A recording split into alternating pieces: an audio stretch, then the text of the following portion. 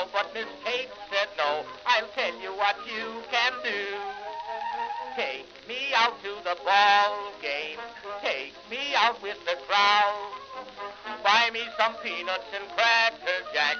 I don't care if I never get back. Let me root for the home team. If they don't win, it's a shame. For it's 1, 2, 3 strikes, you're out at the old ball game.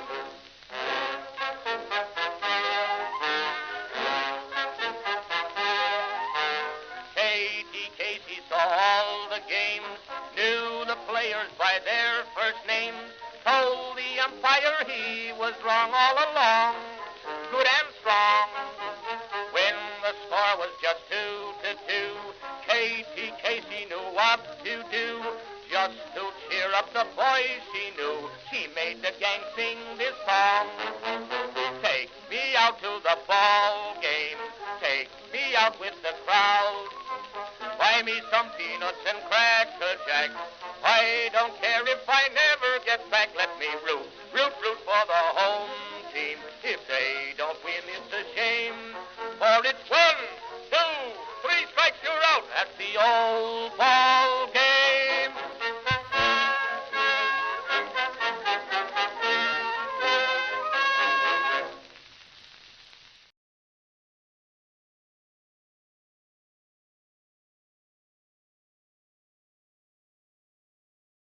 Greetings, folks, and welcome to live coverage of Orioles baseball, where tonight the Baltimore Orioles will begin a 3-game series against the Seattle Mariners here at Oriole Park at Camden Yards in Baltimore, Maryland. How you doing, everybody? It's your old pal, the BirdWatcher here. People call me BW for short. That works for me. We've had a day off here in the middle of this 6-game homestand. A little bit unusual. We had an off day before the Friday night game that started the homestand, a 3-game series against the Athletics, which we lost. And then we have another off day yesterday, which I guess after you lose a 3-game series to the A's at home, you could afford a day off. We're back at it tonight. 3 more with Seattle before we hit the road. We go to Houston, and then we go to Boston, I believe, for just a 2-game series. And then next week we have Wednesday off. It's a weird schedule. A little bit weird. But hey, folks, welcome. Welcome to... Here, let me get up a button for this. Welcome to what I'm calling... Ain't no more waiting on our top prospects week.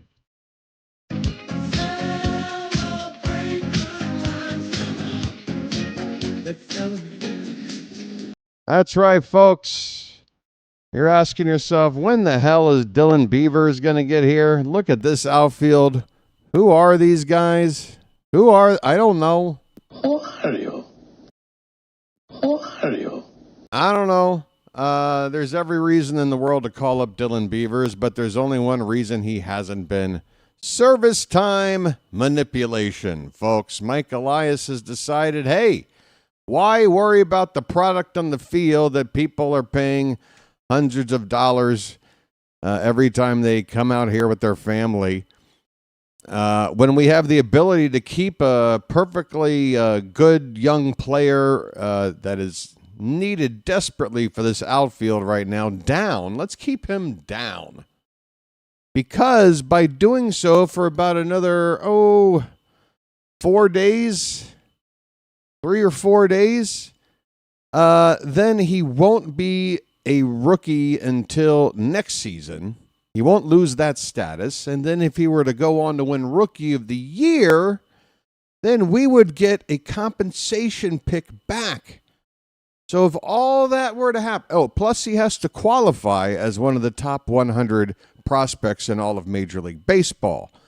Now, he's probably on his way on getting that designation. In fact, one of the 3 publications, was it Baseball America or MLB Pipeline? Either way, he has entered the top 100 on a list today, number 93 somewhere. So I guess this tiny chance in order to sacrifice product on the field. It's starting to work. All Dylan Beavers has to do now is win Rookie of the Year next year. Be the best rookie in all of Major League Baseball. Be a better rookie than teammate Sammy Basayo. Let's just hope it all works out, right? Otherwise, yeah, we've been throwing guys out here in the outfield for last 10 days or so that probably shouldn't be playing in a Major League outfield. But hey, you got to try to win the big prize. By the way, the last time the Orioles won a compensation pick from a Rookie of the Year winner, that being Gunnar Henderson, the pick we made was for shortstop Griff O'Farrell, who, by the way, isn't really blowing it up in our farm right now. I don't understand it. I really don't understand the mentality of prioritizing, just manipulating everything in order to possibly get one of your rookies to qualify and then win the Rookie of the Year award to get one pick. And for that 3% chance, that's the highest chance I'm going to give this in terms of it working out. 3%. For that 3% chance, Mike Elias, Orioles front office, ownership, whoever, you're willing to put out a lower quality product out on the field for the actual team that we're here to watch, the team representing our city. You feel me, folks? Priorities. You think Earl Weaver would tolerate this sort of approach to building a team? Earl Weaver would tell you, hey, it's my job to win the ball games. So give me access to the best players we have in our organization. I'll decide who they are. Give them to me, and I'll go out there and I'll win us some ball games. If that means one less draft pick for you next season, that's your problem. Figure out another way to make this team better without that one thing. I'm trying to win ball games. Capiche? All right. I'm glad we know where we're coming from on that. All right.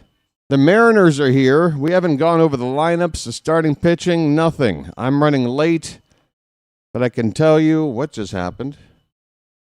Great time for the game to just cut out. I can tell you it's George Kirby pitching for the Mariners against Dean Kramer for Baltimore. Kramer is stepping onto the mound right now, about to throw the first pitch, with Randy Arozarena at the plate for the Mariners. It'll be Arozarena, Cal Raleigh, and Julio Rodriguez to lead it off for Seattle. We'll look at the rest of the lineup here in just a sec. First pitch of the ball game is hit hard and up the middle for a base hit. One pitch, Arozarena is on with a leadoff single. 110 miles an hour off the bat. And Dean Kramer is rudely introduced. Dylan Carlson's in left field for Baltimore. Greg Allen in center. Ryan Noda in right. Westberg at third. Gunnar at short. Holiday at second. Mayo at first. And Rutschman behind the plate defensively for Baltimore. Here's Cal Raleigh, switch hitting catcher that is trying to break the all-time single-season record for home runs by a catcher. He hits this one a mile high on the first pitch to right. Noda is there. Just a couple of small steps to his left, and he makes the catch. One away. Kramer has faced two batters on two pitches. And that'll bring up Julio Rodriguez. He's hitting .256, 23 homers, and 63 driven in. Made the All-Star team this year. Some folks feel he probably wasn't more deserving than some others. And here's Rutschman dropping the ball as he tries to pop up to throw out Arozarena. Going down to second. Arozarena took off to steal.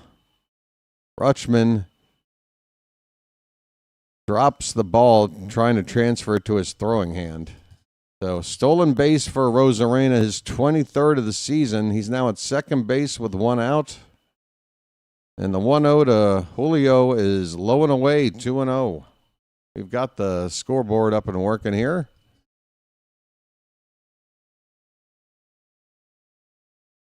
Rodriguez has had very good success in the past against Kramer. 5 hits and 8 at-bats, including a long ball. There's a splitter swung on and missed.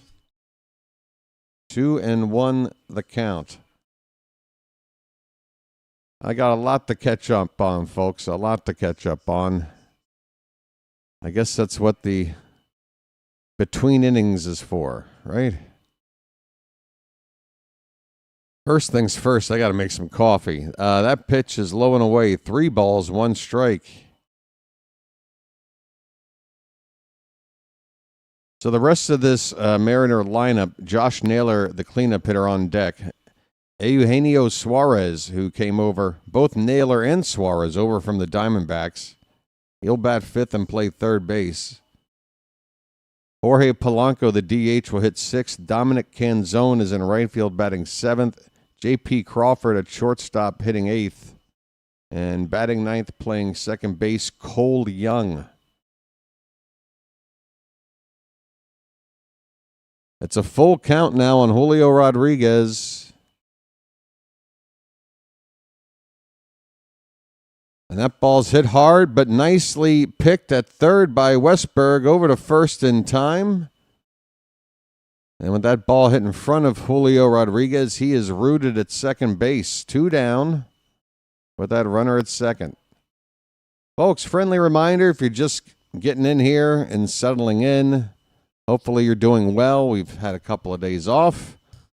Just a gentle reminder to please tap that like button at the bottom of your screen, device, whatever it is you're watching or listening with. Here's Josh Naylor. 292 average, mostly while with the Diamondbacks this season.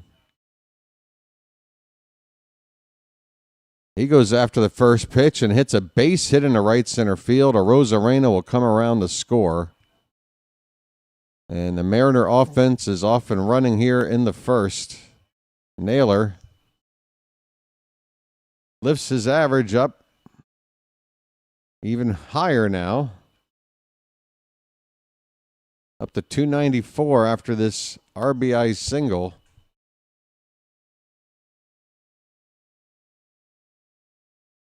All right, here's Eugenio Suarez. First pitch to him is low and away. Runner at 1st, 2 down, a run in for Seattle. This Mariners lineup has certainly gotten a shot in the arm with the additions of Naylor and Suarez. As this one's tapped behind the plate. Seattle enters the day 1 game behind the Astros for the best record in the AL West, a record of 66-53. They've won 7 straight. Great time to run into them, huh?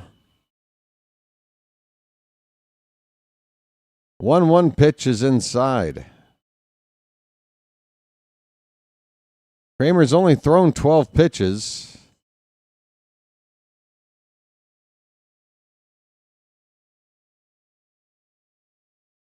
It's 2 down, runner at 1st, run already in. I need coffee.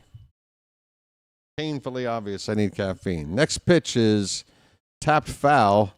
The runner was off on that pitch. He will go back to 1st. Josh Naylor, by the way, one of the slower runners in baseball, but he's got success stealing bases. He's a very good base runner.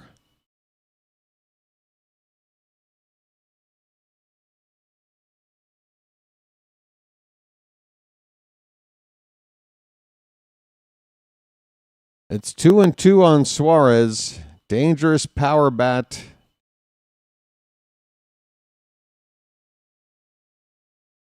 Pitch from Kramer. Oh, nope, he's going to check on Naylor. He's back standing.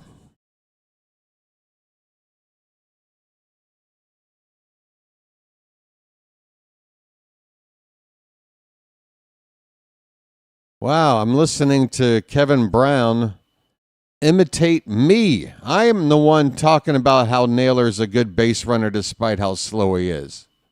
I brought it up first, Kevin. There's a swing and a miss. And what happened? My game just jumped out of its... It does this sometimes. It just jumps out of the game into this event about to start video. What the hell am I looking at here? It looks like the inning is over, folks. Suarez has struck out, so see you later.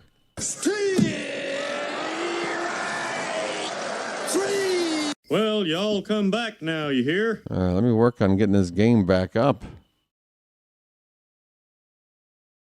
All right, folks, we go to the bottom of the first. The Mariners have one run. The Orioles are coming up to hit.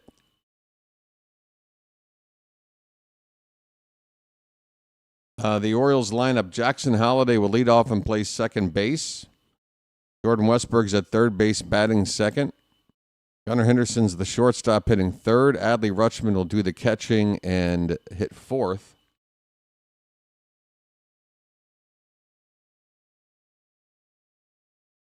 Oh, my God.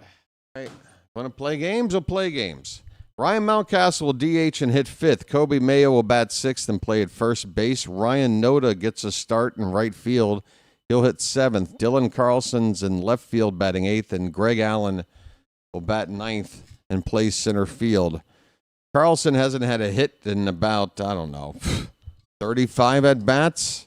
Greg Allen is still looking for his first hit at all on the season. And Ryan Noda, after putting up some miserable numbers with the White Sox, is hitting a robust .098.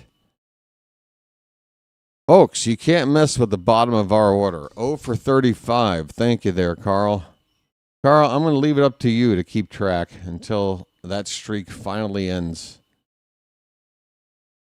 Some things I just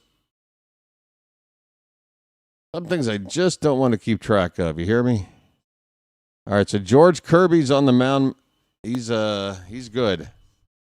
He's one of the really good arms here in this Mariners rotation, a right-hander. Opponents are hitting 148 off of his fastball, folks. He's got several other pitches in his mix, but that fastball of his, it's really hard to pick up, really hard to barrel up. Charm City chat.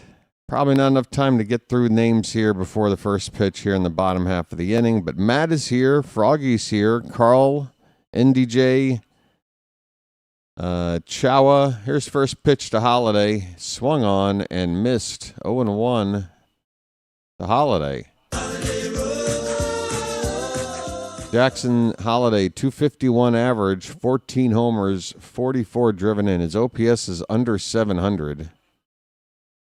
And that ball is hit softly to second. He'll be thrown out on a play on the run by Young, the Mariners' second baseman. Holiday retired to begin the bottom of the first. Westburg coming up next. Well, West is that way.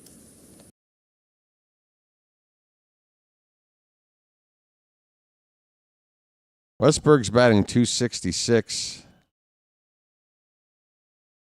All right, I brought up some notes here to share with you. Ground ball to second base. One pitch, and that's the second out of the inning. 2 outs on 3 pitches. The Oriole offense is right back into the swing of things, folks. So, folks, Felix Bautista, in case you had some strange delusion that he was going to return before this season was over, we now have confirmation he will not.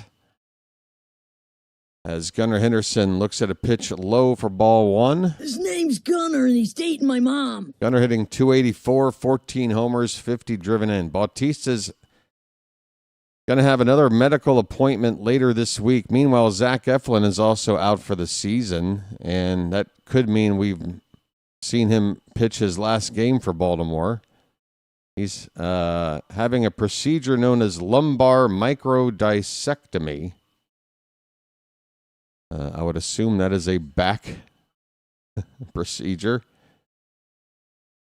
2-1 the count on Gunnar. Of course, Grayson Rodriguez shut down for the remainder of the year. He did have successful, they're saying, elbow debridement surgery. So now he begins his recovery process, which Grayson Rodriguez recovery process, that phrase to me just it makes my teeth itch. 3-1 to Gunnar. That is a strike. Full count. Come on, Gunnar. Do something on this payoff pitch.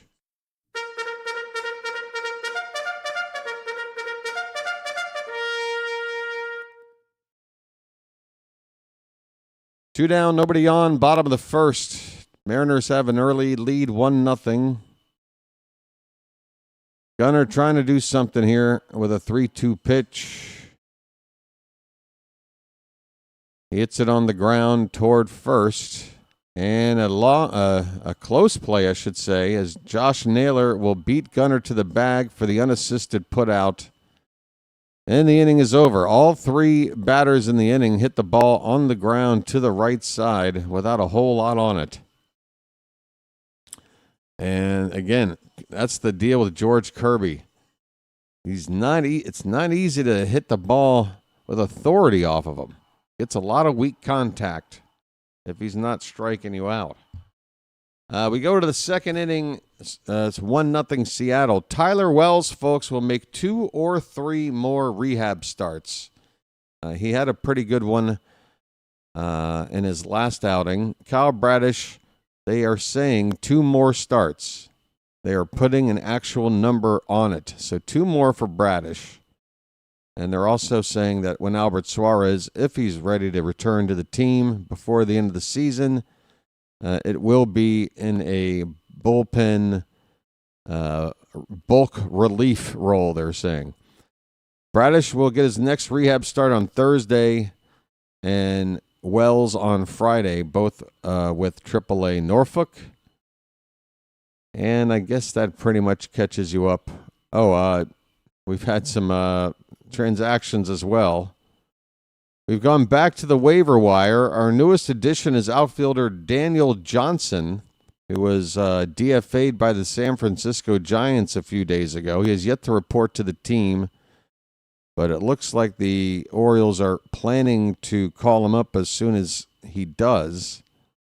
Who they'll send down, we'll find out. Meanwhile, they have selected the contract also of right-handed pitcher Jose Espada from AAA Norfolk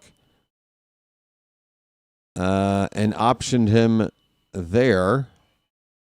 Meanwhile, Houston Roth, who has been in our bullpen, if you didn't know, for about a week without getting an appearance, I believe. He's been DFA'd. Houston Roth, thank you for your contribution to this second half of 2025 post-deadline Oriole bullpen. We hardly knew you. Now look at this lady. She's got her baby in one hand. She's got a French fry in the other. Got a couple of other ladies here chowing down. Lady with a pretzel. Get you something to eat. All right, here we go. Top of the second inning. This is the easier part of the lineup. We'll begin with Jorge Polanco, who is DHing tonight. Switch hitter batting from the left side. First pitch from Kramer is a curveball in there for a strike.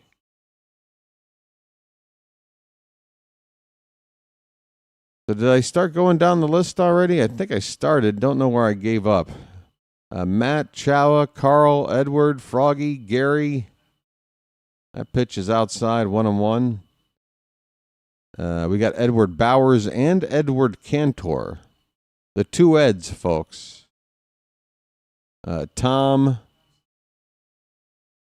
Me. That's me. Here's a ground ball through the hole on the left side, a base hit. A softly hit grounder that bleeds in the left. Lead-off single for the Mariners. Here they go again. George is here. I get everybody. Probably not. Baxter. I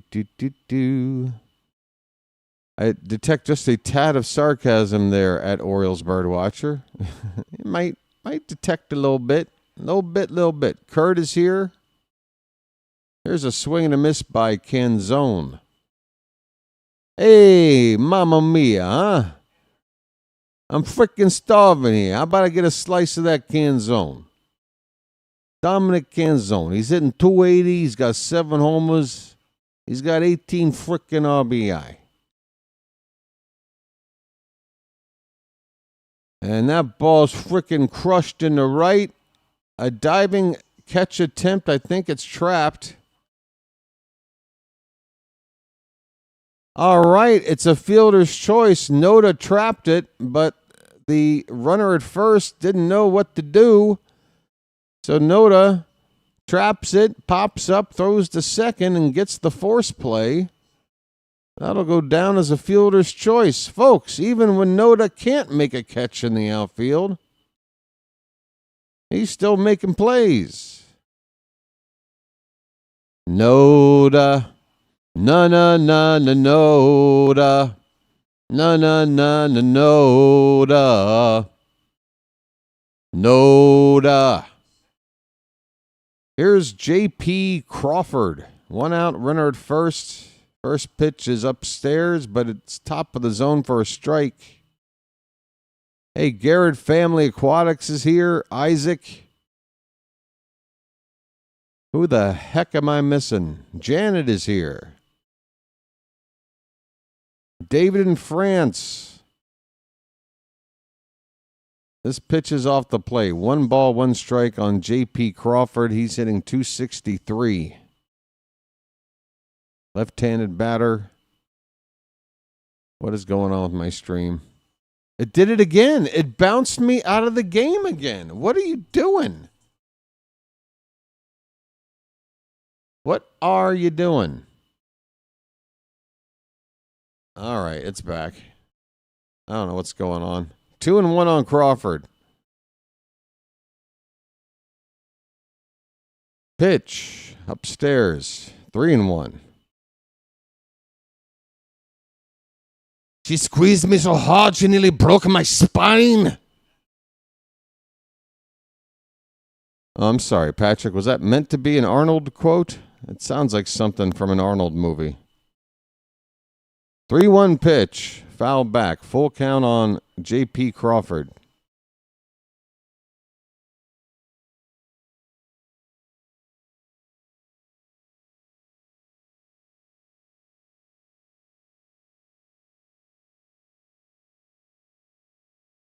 The 3-2 to Crawford. Hit on the ground, and the first baseman, Mayo, goes to second for 1. Back to first. It is a double play with Dino covering the bag, folks.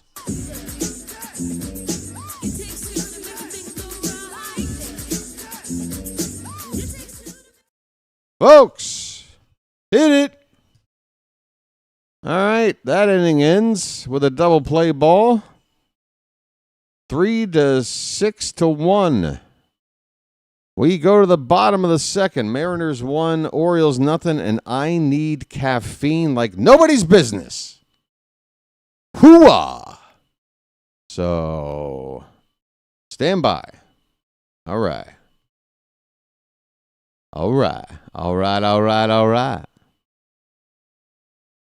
Thinking about going down to Houston tomorrow, getting me some of them Aerosmith tickets. Party at the Moon Tower later. Going to be a full keg. Everybody's going to be there. You ought to go. I'd probably ditch these 2 dorks you're with, but that's okay. I do like them redheads, though.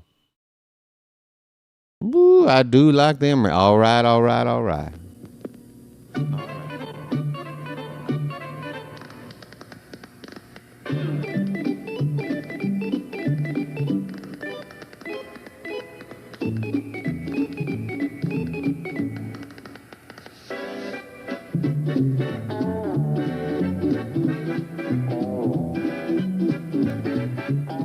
He met a strange friend in the Chesapeake Bay when Monday the Monster...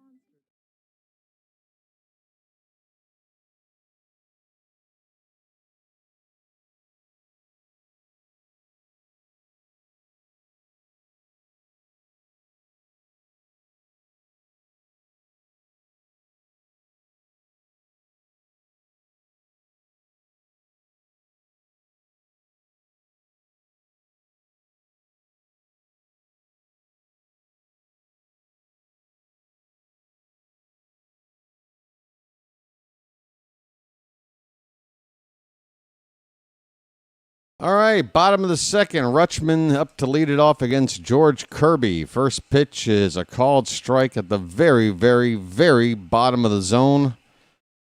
Rutschman's hitting .235, 9 homers, 27 driven in.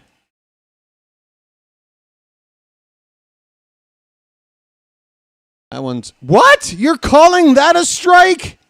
Blue! Blue! Are you nuts? Rutschman had to lean out of the way of that pitch. It is neck high, you schmuck.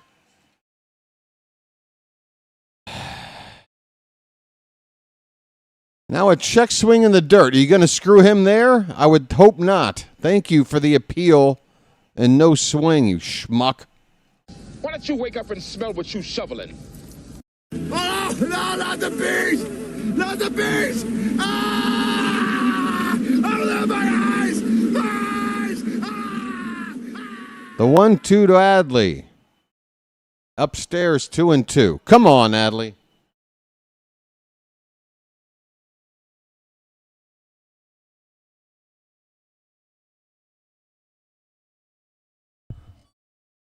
Two-two pitch. Hit on the ground on a high bounce to third. The throw to first is in time. Rutschman retired. Yeah, I hope everybody enjoys their random Squid Game number, everybody. That's right. It's the BirdWatcher Squid Game. Birdwatchers will be eliminated one by one until there's only one left. Hope you don't mind. All right, here's Ryan Mountcastle. He looks at one outside. Ball one. Where you at, buddy? Okay, mount up.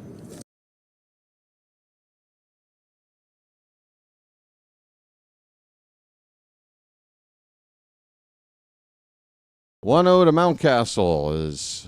Oh, God, that is a tough pitch. A slider that broke low and away, which is Mountcastle's Achilles heel, but it did catch the corner of the zone. Mountcastle can't win with a pitch like that. 1-1. Outside, he lays off. 2 balls, 1 strike. Folks, remember we've got new emojis in the Charm City chat. If you are a Magic member, show them off. The 2-1 is swung on a miss. 2 balls, 2 strikes. Show off the toys, folks. And might entice others to maybe come on in for 17 cents a ball game and be a Magic member. 2-2 to Mountie. That's low, full count. Okay.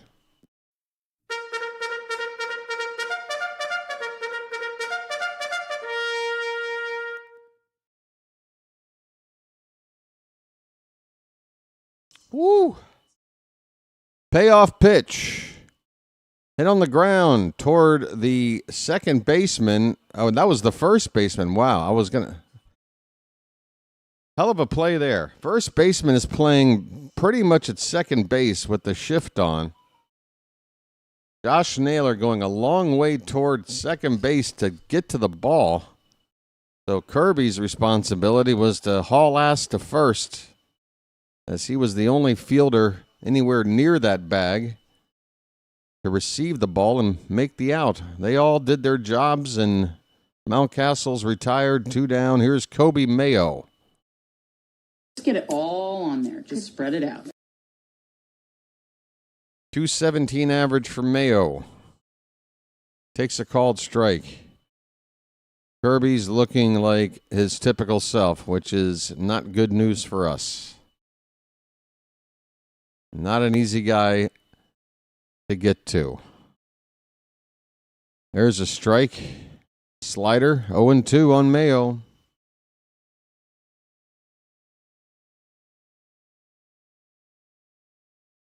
Say my name and I'll be member promise. James McHale, 6843. How's that?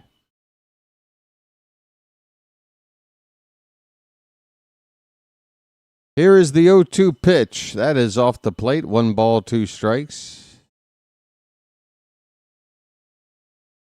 2 down, nobody on, bottom of the second. Pretty sparse looking crowd once you get past the bases down the outfield lines here. Called strike 3, and that was a tough call. I mean, it's just a good pitch. Kirby, with the count he was on, he could afford to nibble, and if he caught that upper outside corner, he did by 1 stitch of the baseball. Mayo goes down on strikes. The inning is over. We head to the third. Mariners 1, Orioles nothing. Steve, Sammy, and the Beaver will be on the air as soon as, I would say, Saturday. But I think we're going to see these guys debut, or at least Beavers. I'm still not sold that Basayo comes up the moment the rookie eligibility thing kicks in. We'll see. If Maverick Hanley's ready to get called up and they still want to give Basayo a little bit more time and then call him up for September 1st as the additional roster guy, they could do that. But Beavers, yeah. We go to Houston after this series for the weekend, but then on Monday we have a 2-game series in Boston. And there's just something about Orioles debuting at Fenway Park, folks. Or if not debuting, at least doing something special on a special day. I remember Adley Rutschman had a 5-hit game on opening day a couple of years back. I think that was his sophomore season, right? Colton Cowser, his coming out party was at Fenway. He had that 2-homer night. He really found himself at Fenway. Jackson Holliday made his Orioles debut at Fenway. So I'm saying, why not keep the tradition going? If we're not going to have him fly out to Houston, let's get him ready for Monday in Boston. All right, we are in the top of the third inning, and it is Kramer against Young. First pitch is on the inside edge for a called strike.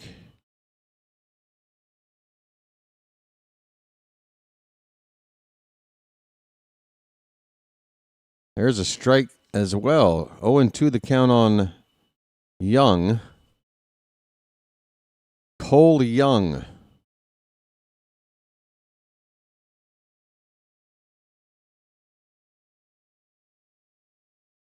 Low pitch, 1 ball, 2 strikes. It'll be the top of the order for the Mariners after Young.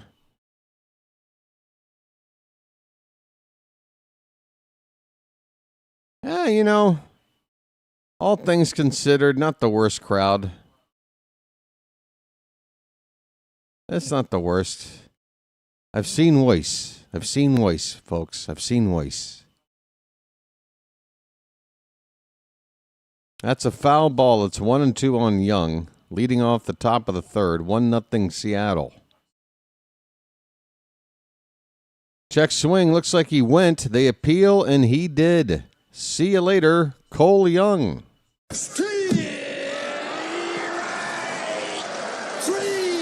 Well, y'all come back now, you hear? Well, y'all come back now, you hear? All righty then.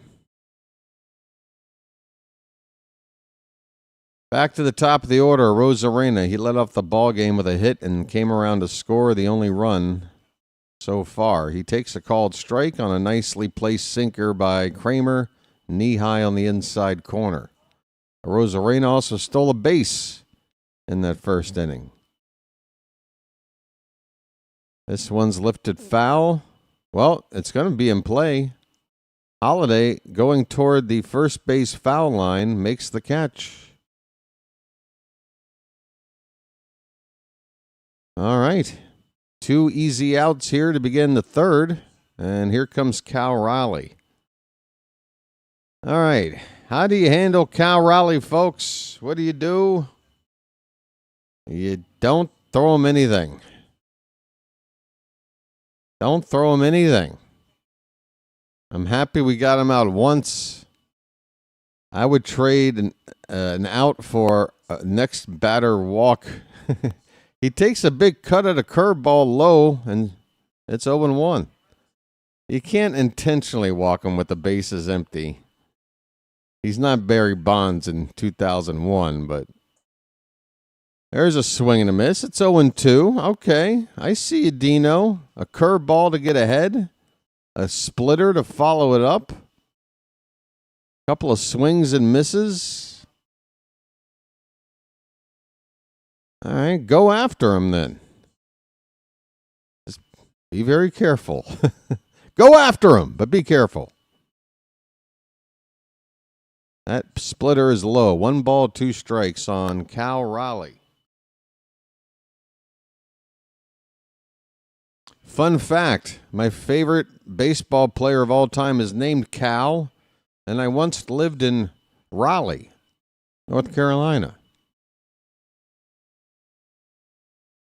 Hit hard on the first base side, foul. Hey, we got a ball girl out here with some nice gams.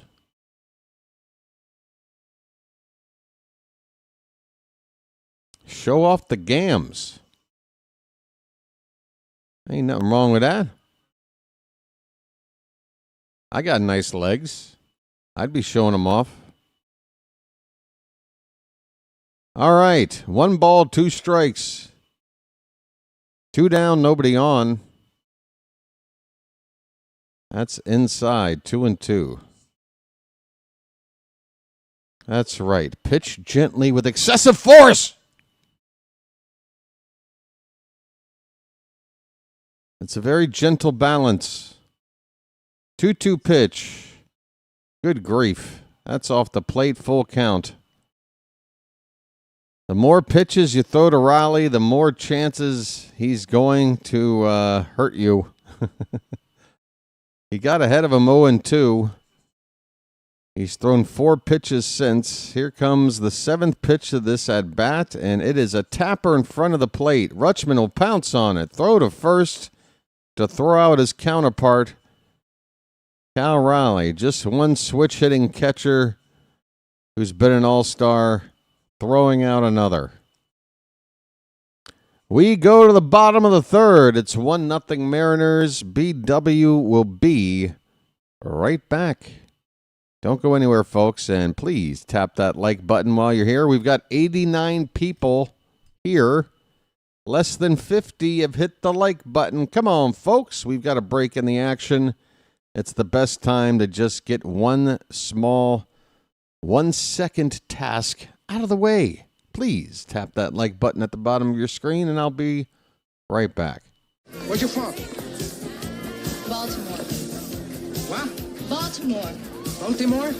What's that? Look, it doesn't really matter, all right?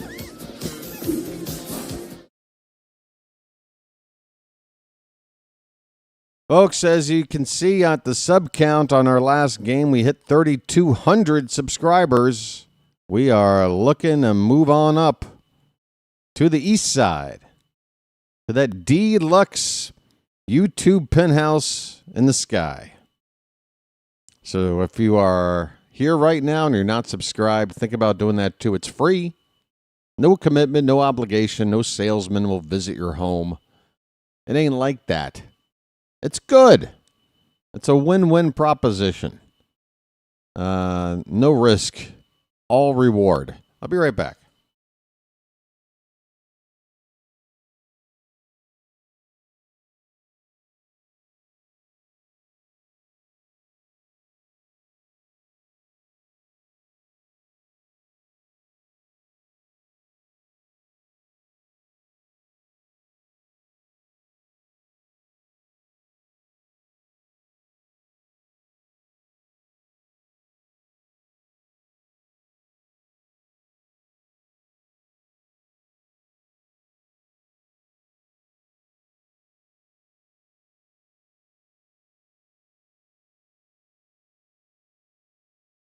Yeah, this will be tough with Eflin in terms of that qualifying offer that you would give to a departing free agent, and if they don't accept it, then if they were to sign somewhere else, then you would get a compensation pick. We all know how this works, right? Or at least until the next collective bargaining agreement.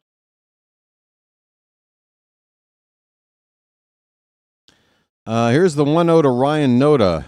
That's a called strike on a fastball up and in. 1-1 on Noda. Noda. Noda. 1-1 pitch. Low and away. What was I saying? What the hell was I talking about? I had something on my plate and I forgot.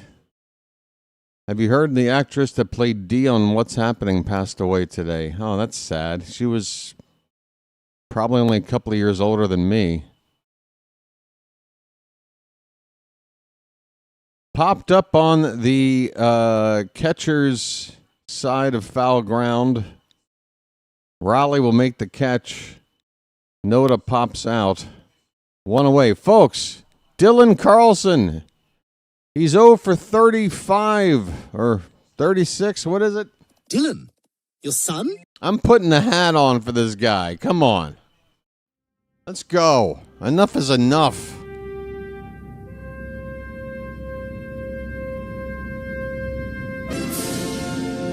Come on, Carlson. Oh, yeah, the qualifying offer on Eflin. Yeah, so, like, with the injury and being out for the last 2 months of the season, do you want to offer him a qualifying offer? Because he'd probably take it. And I don't know if we want him to take it. You know what I mean? Which means no pick. 0-2 pitch to Carlson is high. 1 ball, 2 strikes. Dylan's hitting 183.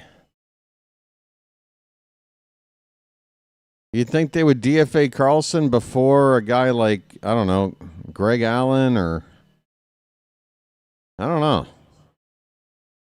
We just claimed an outfielder today from the Giants, Daniel Johnson. No, not Daniel Johnston, the famous indie film music maker from the 80s and 90s. Daniel Johnson. 2-2 on Carlson, folks. Here it comes. I can feel it. Here comes Dylan's hit.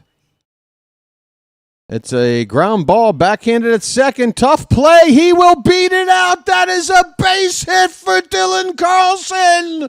An infield single. It might have been hit 40 miles an hour off the bat. Ladies and gentlemen, Dylan, you son of a... Dylan, your son?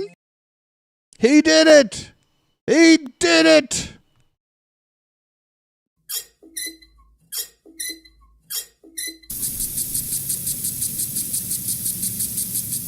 He's at first base, 1 down. Now, Greg Allen's turn to get his first hit ever. as the Orioles, bottom of the order, trying to do something for the first time since July. Cal Raleigh comes out to talk to Kirby. Well, this has got to make Greg Allen feel pretty good. Wow, look at this. I got a couple of all-stars out here having a mound meeting about me? This is odd. What could they possibly be talking about?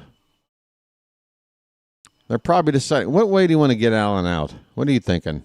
Low and away? Up and in?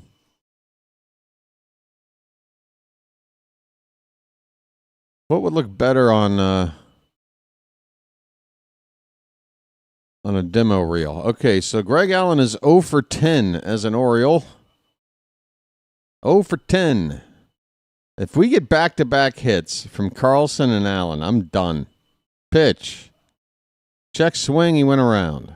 Pitch low and in. How did I miss ball one? Apparently it's 1 ball, 1 strike. Carlson at first with 1 out. We're in the bottom of the third. Mariners with a 1-0 lead.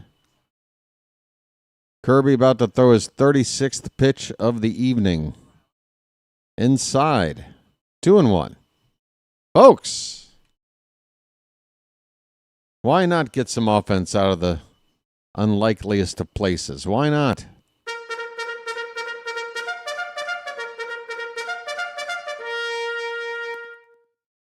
Two and one, Allen.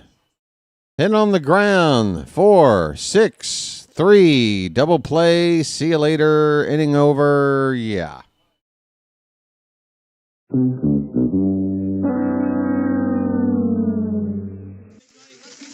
buck. Stop it all.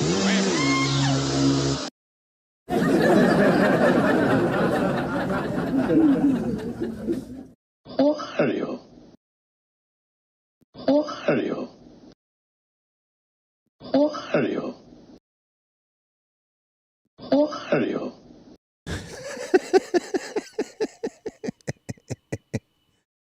Hey, folks, BW's got a promise to all the bird watchers out there who continue to watch this team down the stretch in this forgettable 2025 season.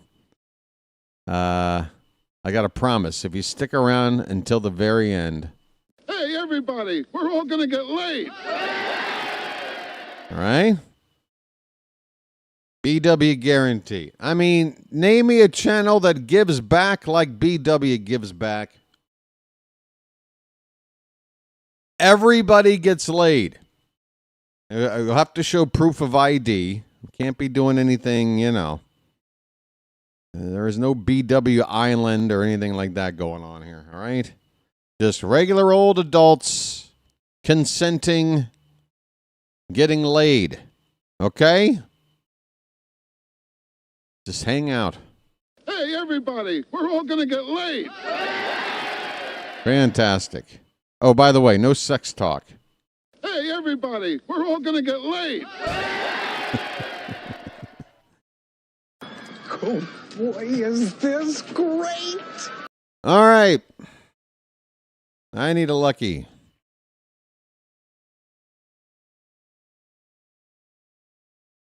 Oh, you know.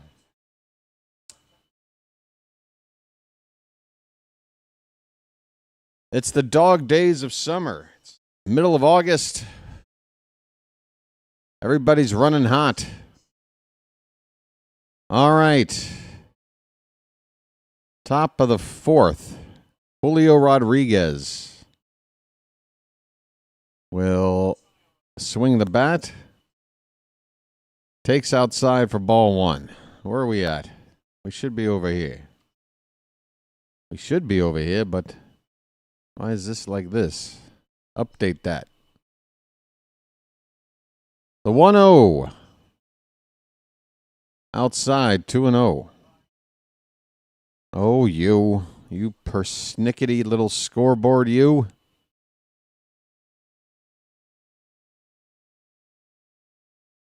There we go. 2-0 pitch. That's not close. 3-0 on Rodriguez. You talking about as a WAR?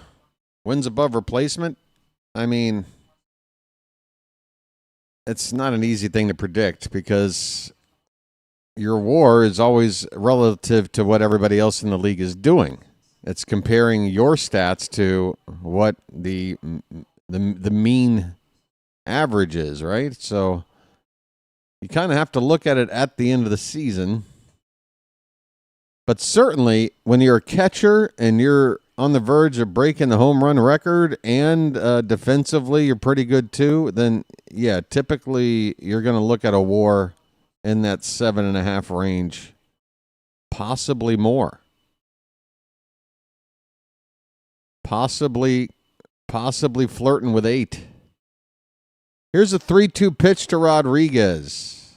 That one's hit to third base side. Is it fair? No.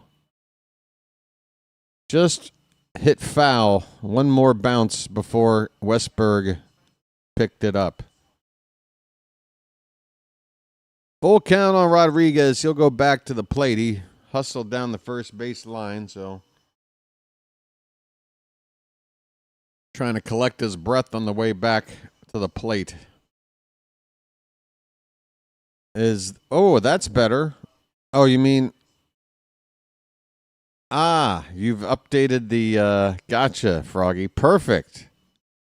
No talk of actual sexual acts. No lewd sex talk. We like innuendo here. We like innuendo. We like in me-endo. As long as somebody's getting an endo in them, right?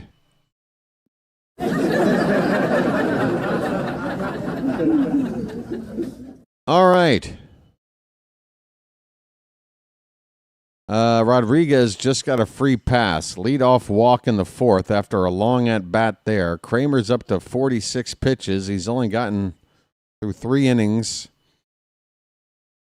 That's not a terrible pitch count situation, but not a good start to this inning.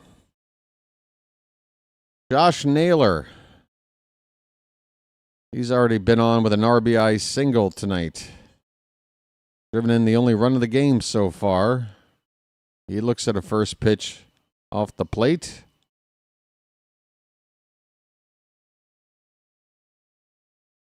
And a big cut and a miss on a splitter to make the count 1-1.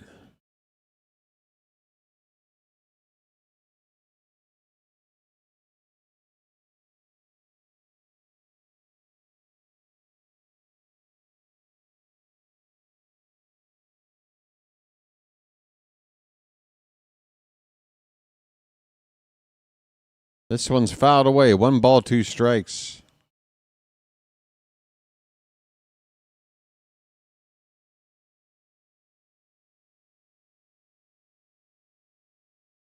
Somebody's asking the Charm City chat if they remember. Who? Who? I'm just having fun. 1-2 the count on Naylor. Everybody's waiting on some beavers to get up here. It's like a bachelor party.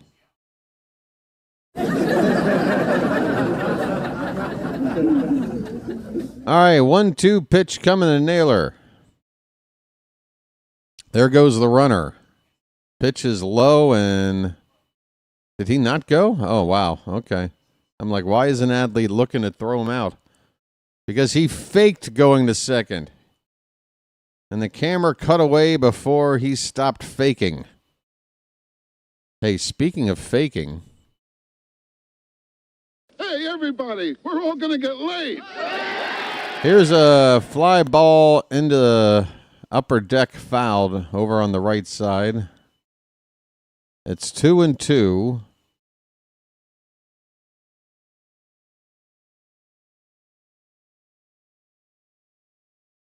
Froggy, that's because it's all about the pedigree of the player.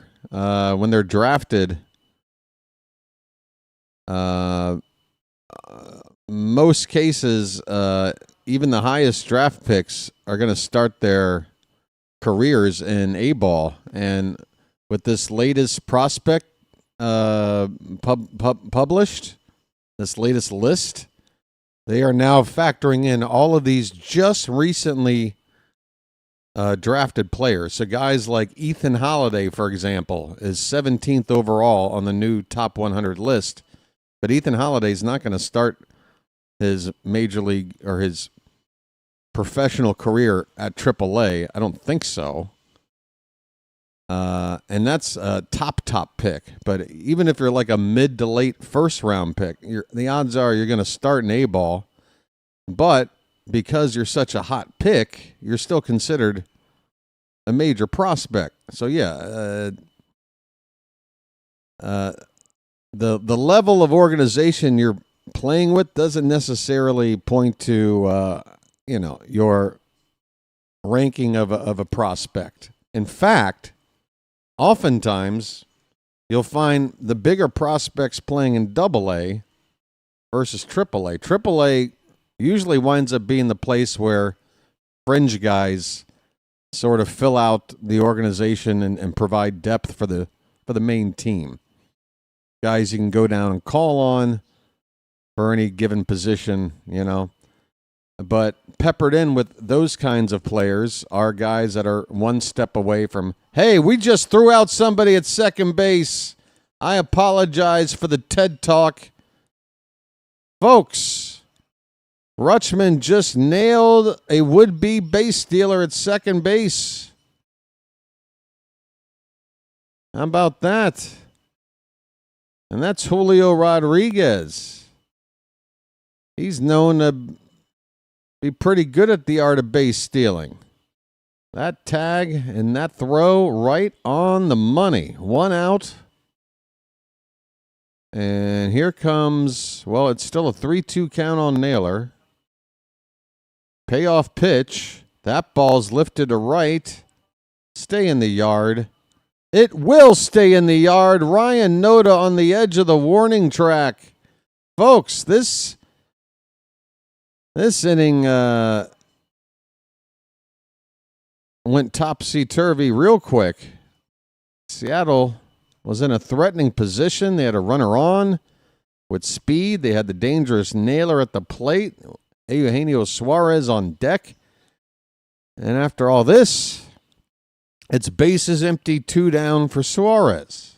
And he taps one foul to make it 0-1. All right.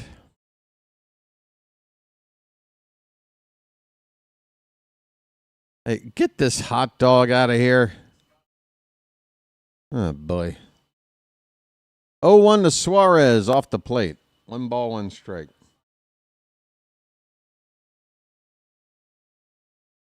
You should be on a list, sir. Do you have to hold your hands up like that? Put your hands down.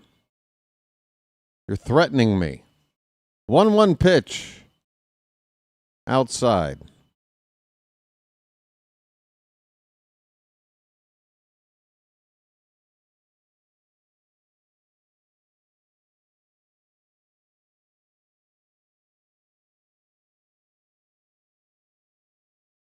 The 2-1 is hit in the air. Center field.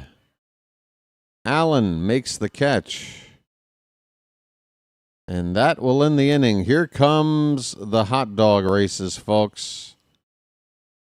That's what it's all about. They don't seem to be racing. They seem to be just gyrating and taunting the folks sitting in the right center field bleachers. Where's the race? Don't taunt me. Imagine getting taunted by a 6-foot hot dog. That's not why I got here. All right. Hey, we're going now to where? 5th inning? Where the hell are we going? Oh, bottom of the 4th. It's our turn to hit. Really? Okay. Hey, get this. Everybody's 0 for 1 except Dylan Carlson. Nobody has a hit except Dylan Carlson. I mean, of course. What would you expect? What else would you expect?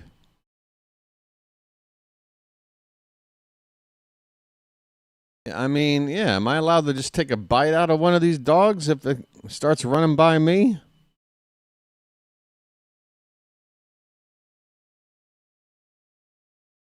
Yeah, so I'd say right now, I think the Orioles now have 4 or 5 guys in the top 100. I got to start working on his name.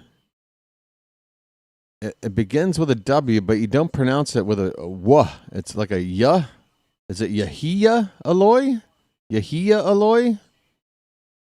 Or a V? I think it's a V. Vahiva Aloy. All I know is you don't pronounce it Wahiwa. It's not a W. It's a V or a, I don't know. But he's on the list. Jackson Holiday. First pitch is a strike. George Kirby. Haven't been able to do anything off of him yet.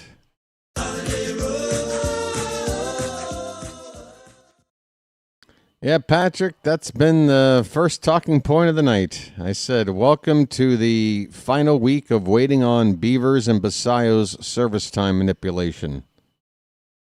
That's what we're here for. I'm predicting Beavers gets called up on Monday when we go to Boston for a 2-game series. I don't think they'll bring him out. Even though he's eligible, I think Saturday or Sunday, I don't think they're going to fly him out to Houston. The Orioles have had some recent track record of seeing their players either debut or break out at Fenway. I was talking about that, too. Here's a 1-2 to Holiday. Swung on and missed. Chased a high fastball. And down he goes. So, yeah, Jackson Holiday made his Major League debut at Fenway Park.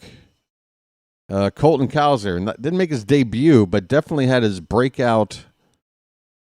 He definitely made he took his first steps into becoming an everyday player with his performance at Fenway early last year. Who else? Adley Rutschman went 5 for 5 in his second season after that rookie season. Well, that ball is going to be caught out there in deep right center field. Jordan Westberg makes a bid for the opposite field, but comes up a little bit short. That ball caught out there by the grounds crew shed. 2 down. Yeah, Rutschman, following up his rookie season, his first opening day start was a game at Fenway, and he had a 5 for 5 day. So, yeah, there's been some nice events for Orioles early in their careers at Fenway, and maybe Beavers will be the next guy. That's my prediction anyway. Here's Gunnar Henderson. First pitch outside for ball 1. 2 down, nobody on, bottom of the 4th. Low and in, 2-0.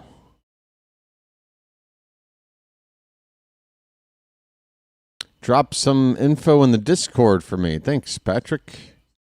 Well, wait a minute. I'm saying thanks. I better wait first. There's a base hit in the right center field. Second hit of the day for Baltimore. Gunnar takes a wide turn, and now he's thinking two. The throw is in, and he is safe. Gunnar Henderson reading that perfectly. Almost inducing a throw in from the outfield. And he sneaks his way into second base. Oh, folks, I can't say that I can sign off on him gambling like this, but it's got to pay off once in a while. It pays off here.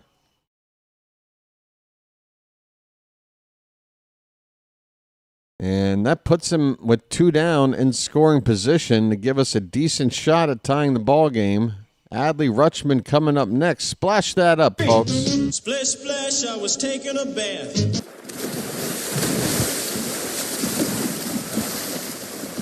All right, Rutschman, first pitch is low for ball one. Let the clutch out gently, okay? Okay, Janet. The 1-0 to Adley. That is low. 2-0.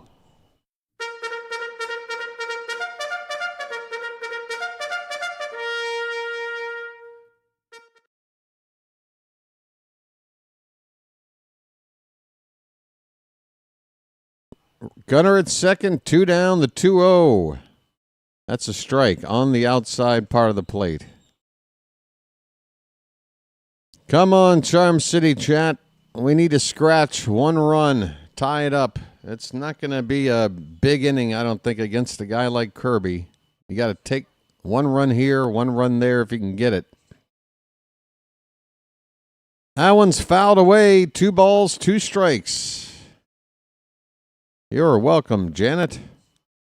And once again, apologies about the scoreboard. I don't know what's happened since about a week ago, but it might have been on average once, maybe twice in a given game. I'd have to go in there and refresh that, but now apparently I have to do it who knows how many times a game.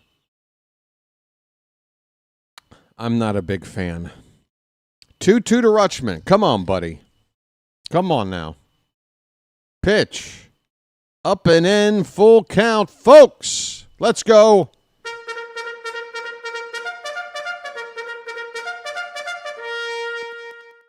Whoa, what's the... Oh. Come on.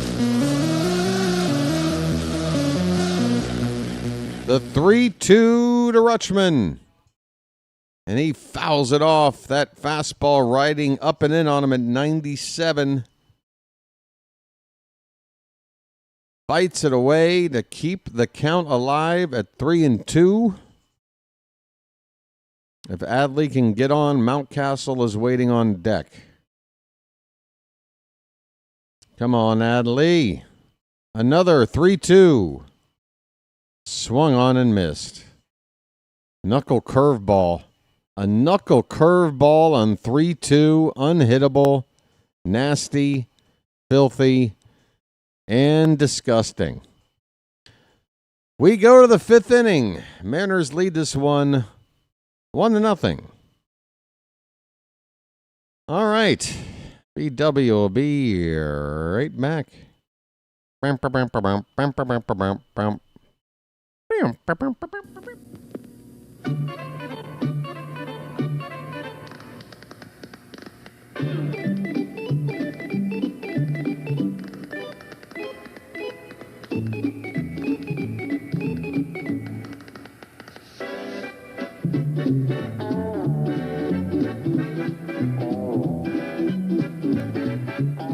He met a strange friend in the Chesapeake Bay when Monday the monster...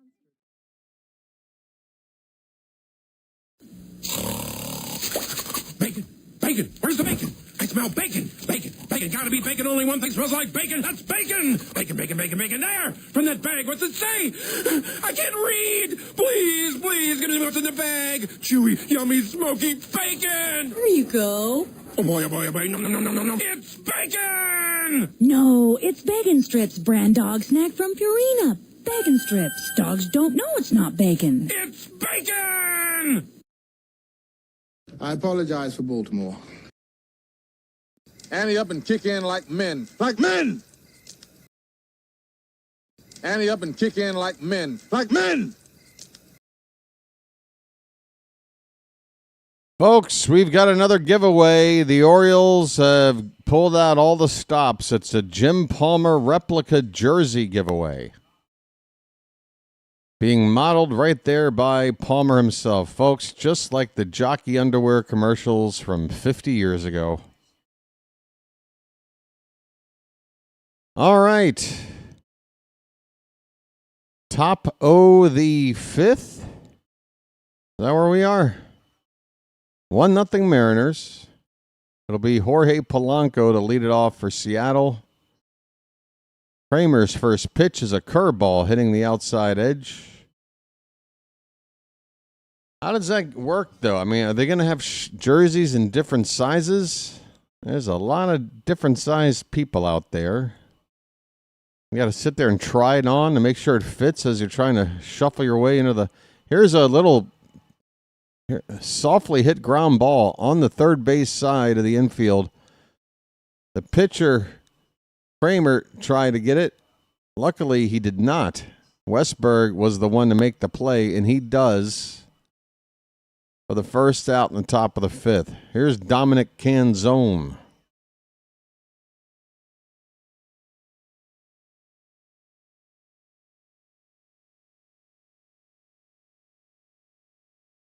$60 pitches now for Kramer.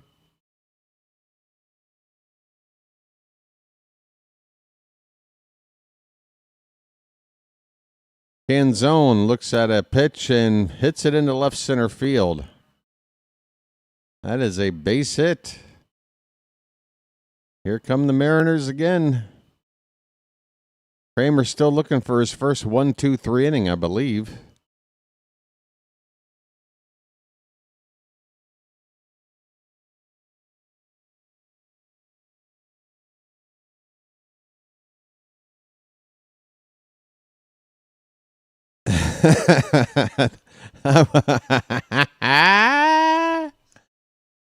J.P. Crawford at the plate.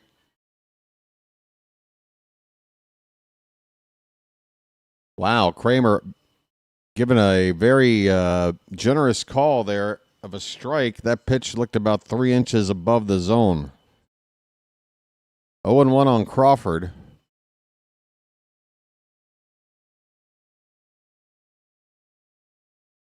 That pitch high, 1 ball, 1 strike. Yeah, I'm sitting here visualizing a Mansolino bobblehead. And you know how your typical bobblehead, folks, it's just like a guy is standing straight up and you tap the head and it'll go like this. But I want to make a special Mansolino bobblehead where with a little bit of a shake, instead of going like this, it goes like this.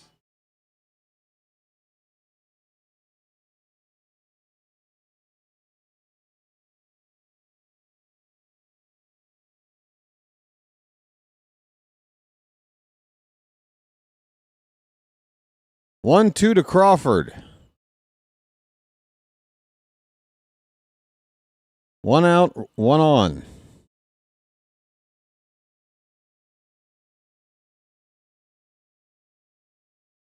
The pitch. Still 1-2, a foul ball. So, Tony, what were your thoughts about keeping him out there after he'd already given up 4 straight extra base hits?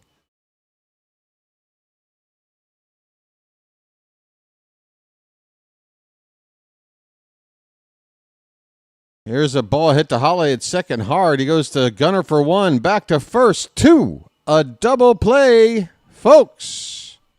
Call it a Baltimore miracle or something.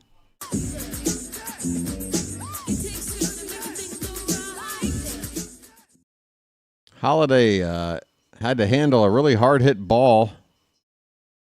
And nice play there to stab it, turn, throw to second. Gunner with the relay back to first. And that double play won the inning. At least 2 double plays turned tonight by the Orioles defense, right? Nice. Now we go to the bottom of the 5th. Are we already halfway through this ball game? Is this going to be another one of these record-breaking fast as hell games?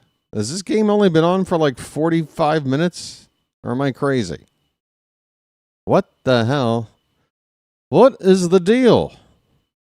When did this start? Oh, it's been like an hour and 10, something like that. I don't know. All I know is that I got a lot of caffeine coursing through my veins. I bought this different kind of coffee. And while I'm not very pleased with the flavor versus my standard brand, I will have to admit, I don't know what they put in this stuff, but it's got me jumpy. I got my knees are shaking down here. My knees shaking. I'm awake. How's everybody doing? Great. Good. We're up to 70 likes, folks. 70% of the way to our target of 100. Please hit that like button if you haven't done it already. Appreciate it. Think about subscribing as well. Mods in the Charm City chat, I can't stress it enough. If there's anything to prioritize in terms of mod stuff, it's to invite people to subscribe.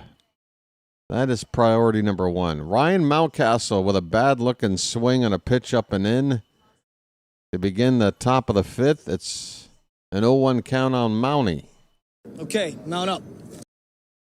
Here's a ground ball fouled off to the left. 0-2.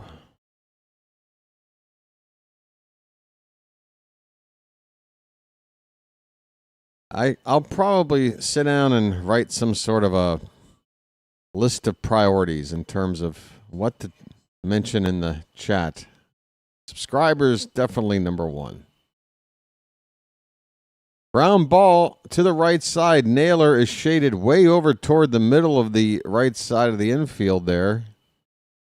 Able to field it and go to the bag and retire Mountcastle.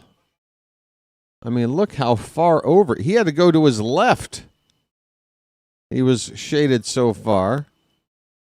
Hey, folks, we've got a Magic membership being gifted once again by Annie. Guardian Annie. We'll just call you that. Hooking up yet another fellow birdwatcher out there, John Bonadia. Hey, thanks, Annie, once again for your helping and for your generosity. Hooking up somebody else. Free gifts. Thanks. Where's the thanks button here? And I want to thank you very much for that. I really do. 1-1 pitch to Kobe Mayo is fouled behind the plate. Mayo is 0 for 1. Did I remember to change the scroll for tomorrow? Let's see. What does it say? I'll read it along with you. Next event is tomorrow night versus the Mariners. Okay, so far that's accurate. Okay, we got it. Trevor Rogers against Logan Gilbert. Same start time as tonight, folks, just so you know. 1-2 to Mayo. First, Kobe asks for time. Thanks, Annie.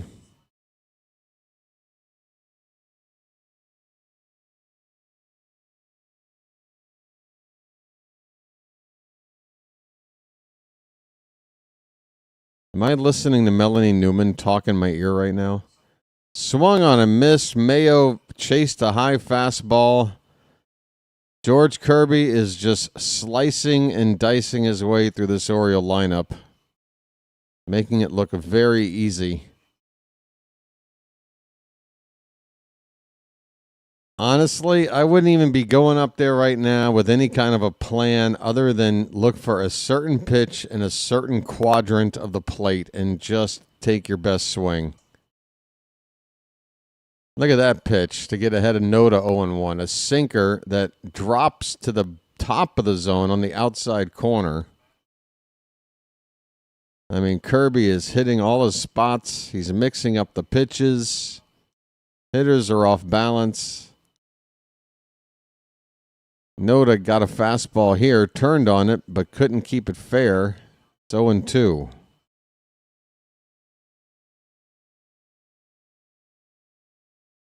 You got a one-run ball game. You got a ace, a discount ace if you don't want to give him full ace status on the mound here. That's high. 1 ball, 2 strikes.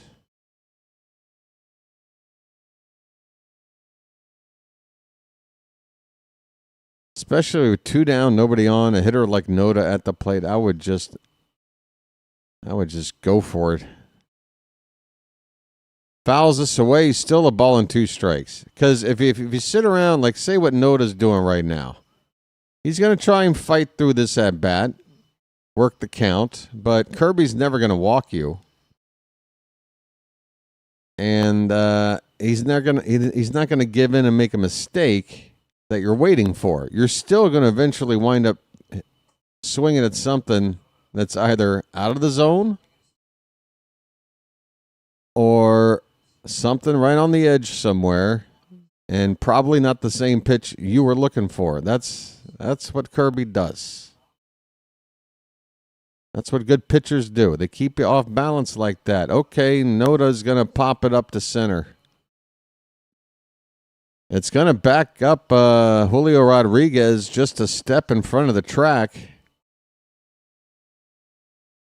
So maybe the farthest hit ball of the night by an Oriole, but it's to straightaway center field, and the result is just out number 3. We go to the 6th inning. It is 1-0 Seattle. Time we got. What we need is probably to get Kirby out of this ball game. Again, that's why I'm saying, like, if I'm up there, especially if it gets to like a 2 down, nobody on situation, you're not going to sit there and rally off like a walk, a hit, and then another hit to drive him in against a guy like this. You may as well just try and, zone in on, again, a certain pitch, certain spot where you can give a home run swing and maybe tie up this ball game. Otherwise,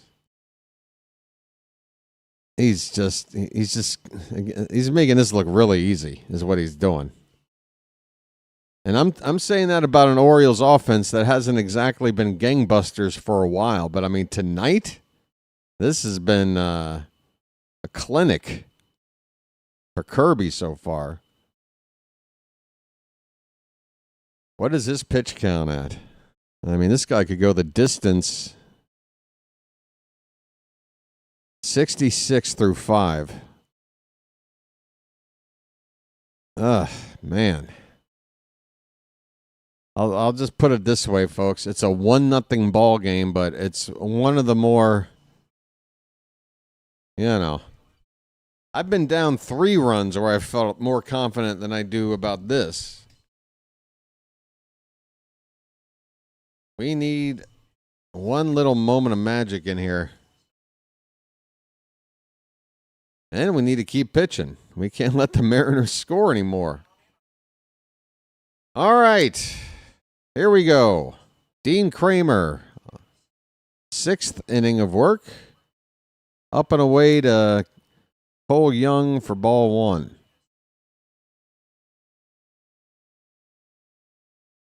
Kramer's only faced a couple of batters over the minimum himself. Unfortunately, he is the pitcher of record in the loss column right now. Here's a ball hit out toward left. Carlson is there, and he'll make the catch. Just 68 pitches for Kramer.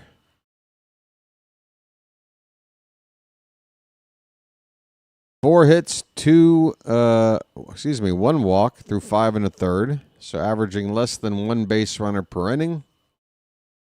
That's another fine pitching performance that's being currently spoiled by a lack of offense.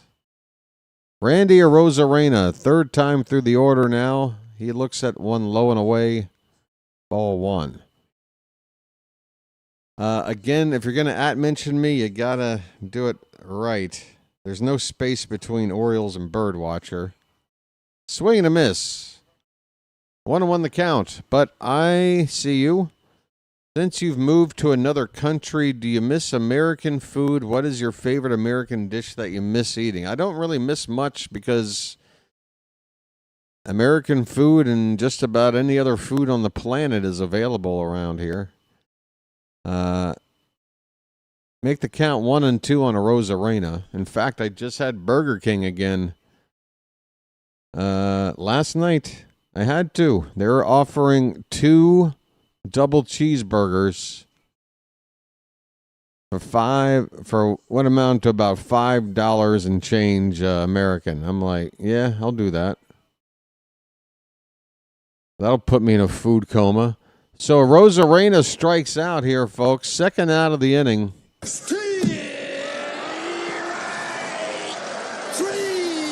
Well, y'all come back now, you hear? But there is certain kinds of American foods that, you know, you don't really find over here too much. What happened to my game now? Why are you doing this? Is this the 2-hour thing? This might be the 2-hour thing. All right. Cal Raleigh at the plate. First pitch was a strike. Next pitch is ball 1. 1-1 on Raleigh. 2 down. Nobody on top of the 6th. The Orioles have kept Raleigh 0 for 2 so far. So, yeah, like, you know, just to relate to the Baltimore crowd, if I wanted a crab cake sandwich, I'm not going to really find that here. But they do have a lot of crab dishes out here. Why are you doing this? This ball's hit out toward left. Looks like Carlson is going to make the catch, and then my game cut away. Carlson does make the catch. The inning is over. 6 innings of 1-run ball against this Mariner lineup, folks. For Dean Kramer, 1 run on 4 hits, 1 walk. So less than a base runner per inning. He struck out 3. And what has he got to show for it, folks? Right now, he would be the losing pitcher of record for his efforts. Can we please do something for this guy? All right. Yeah, folks, there's plenty of American, like if you're talking about like American like corporate chain restaurant places, they're here like they are everywhere else. The things that I miss are like, you know, things that are a little more local and whatever. Like, I'll put it to you this way. Every Thanksgiving when it would come around, my aunt would make this spinach artichoke dip stuff where you would buy like a big roll of Hawaiian bread and then you would like you'd make a bread bowl, you'd like carve out the middle of it and then cut that bread up into little pieces and then use that to dip with and then fill up the hole with this spinach and artichoke dip. Man, I could eat 2 pounds of that a day. I can just sit there all day, and I did on holidays or whatever. Just parking that stuff, and I can't find something like that out here, right? So there you go. There's an example. That's the kind of food I miss. All right. That's Dylan Carlson. Look at him with that dirty uniform. Why? He's got a hit tonight.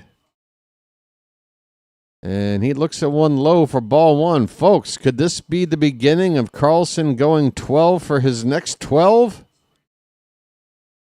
Let's tune in and find out.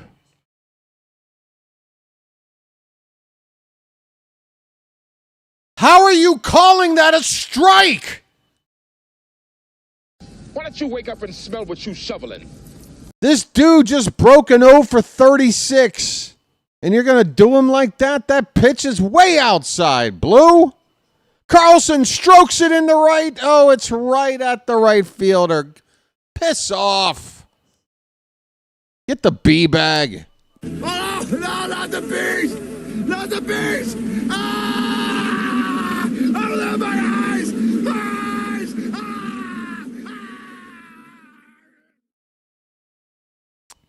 BW might have lost his composure for a moment. Here's Greg Allen. He takes a strike. Just give him every borderline pitch, Blue. Borderline, inch off, 2 inches off. Hey, you want 2 inches off? Come over here. I'll circumcise you, you bum. Wait a minute. No, 2 inches off for you. That would be the whole thing. What am I talking about? Ugh.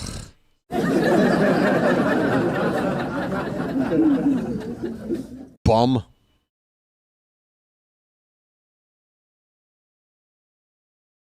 Allen takes a pitch in the dirt. It's a ball and 2 strikes.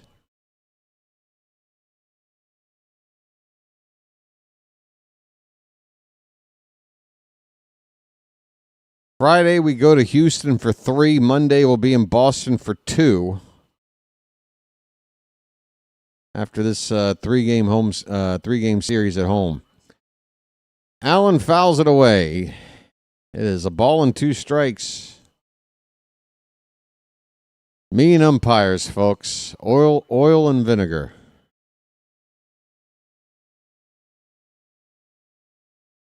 The 1-2. Swung on and missed. Down goes Allen. He's 0 for his Oriole career. But Dylan Beavers, who could have been here now for 2 weeks. 2 weeks! Just about. Could have already gotten settled in. Jackson Holiday looks at one outside for ball 1. Oh, but BW, you don't understand what it's like to be a GM. You don't understand what it means to build a team. I'm not as much interested in building the best-looking team on paper as I am building the team that wins a pennant for the first time in 43 years. That's the team I'm trying to build. Holiday, opposite field, base hit in the left. A 2-out knock for Jackson. Let's go. Tying run on. Jackson steal a base. I know I sound crazy. You know how much you've driven me up the wall with your base running acumen. I don't care. For some reason, I want you to run here. Come on, Jackson. Do I like puppies? Not right now.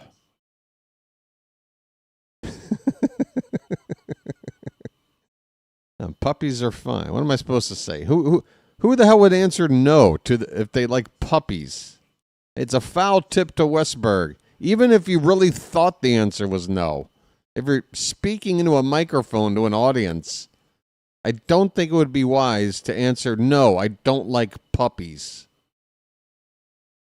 So either way, I'm going to say yes.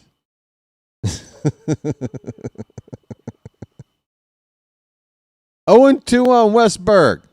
West is that way. 2 down. Holiday at first. He didn't try to steal yet.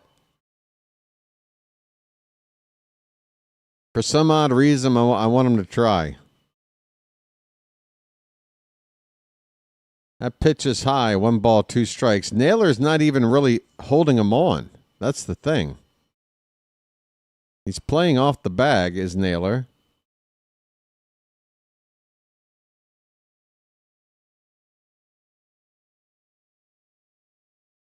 Too many puppies. Lost puppies are so sad. All right, what do you want me to play? A Sarah McLachlan song now? In the arms of an angel, fly away. Call now. In the arms of an angel. We need your help. For less than the price of a mocha latte. Swing and a miss. Westberg strikes out and the inning is over. George Kirby with 6 very impressive innings. 3 hits from the Orioles, 2 left on. We go to the 7th inning, 1-0 Seattle. Lost puppies are so sad. What other hot takes you got there, Daniel? Are you anti-landmines? What else? Sorry, Daniel. I'm picking on you. For fun. I love when they lick you, especially when you're feeling... Okay, well, I could say that about... Well, I won't say that. I don't know. Froggy. I got a response to this one. What are the chat rules?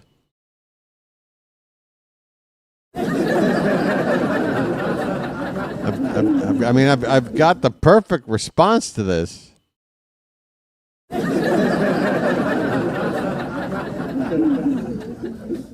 Oreo.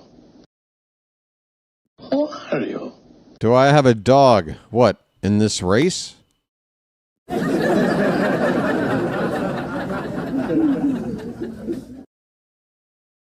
Why do I feel like I'm being asked the kind of questions Kirk Cameron was asked, like in those 80s, like teeny bop magazines? So, Kirk, do you have a dog? What's his name?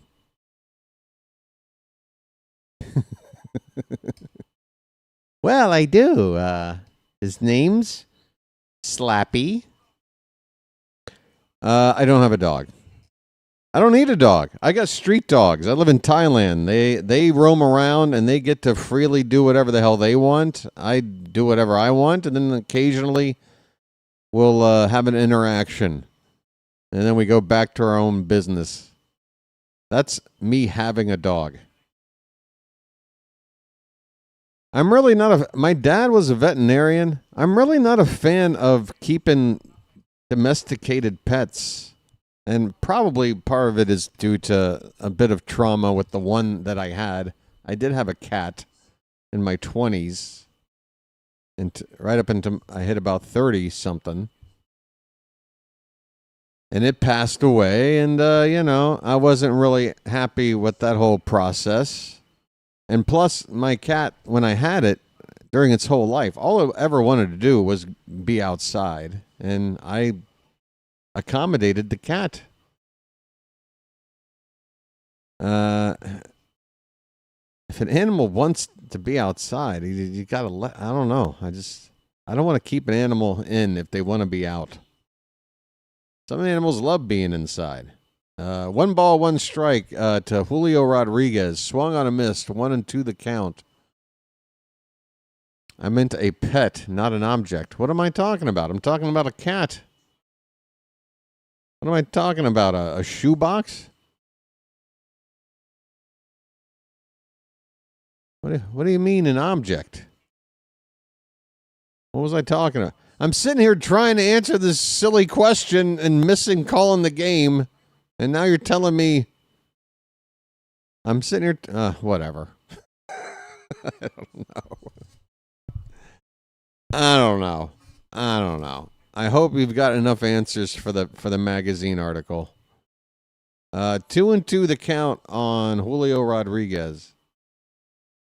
That's a called strike 3. Nice pitch from Dino. He's in his 7th inning, folks. Sit down.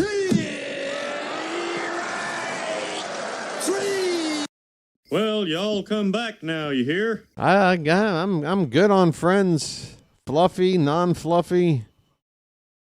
All shapes, sizes, textures. That's all fine. Josh Naylor up with 1 down. Looks at pitch outside, ball 1. Excuse me. I hope that didn't get picked up too much on the mic. Naylor's 1 for 2.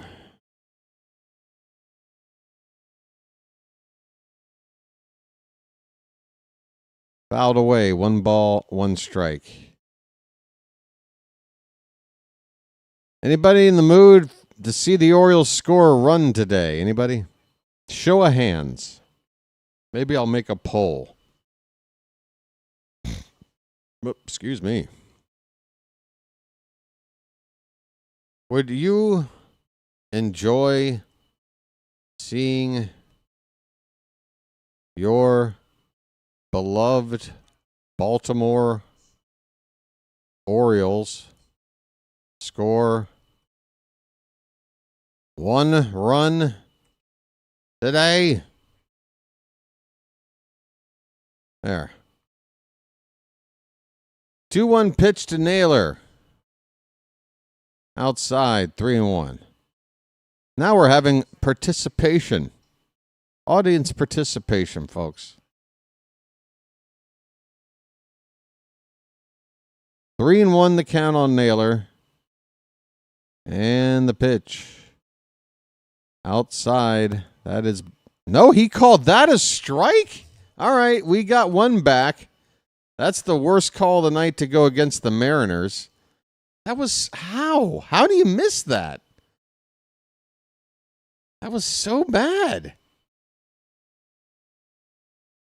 How do you miss? I don't get, like, I swear some umpires, they just guess the whole night. They're just up there guessing. Payoff pitch to Naylor. Swing and a miss. All right. With a little help from the ump, Kramer comes back to strike out Naylor. 2 down.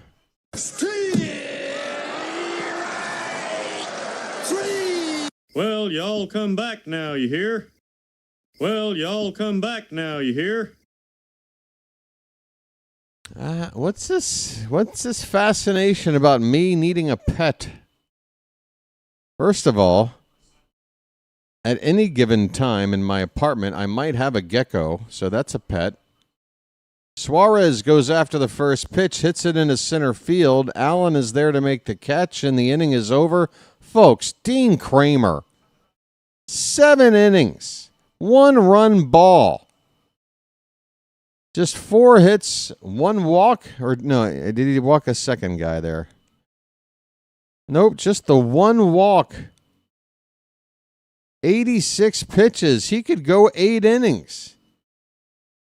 86 pitches. Unbelievable. All right.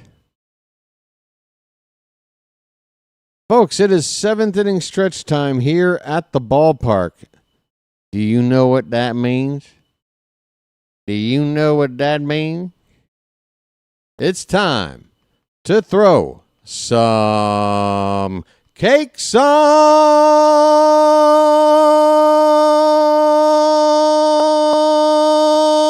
the griddle.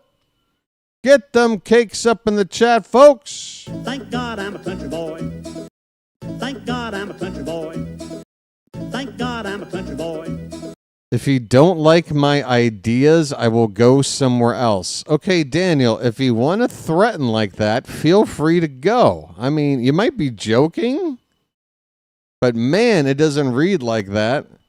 Thank God I'm a country boy. Good grief. I was trying to entertain. I literally gave you full attention at the expense of calling the ball game. But because somebody doesn't like an idea, you're threatening us with leaving. Then do it.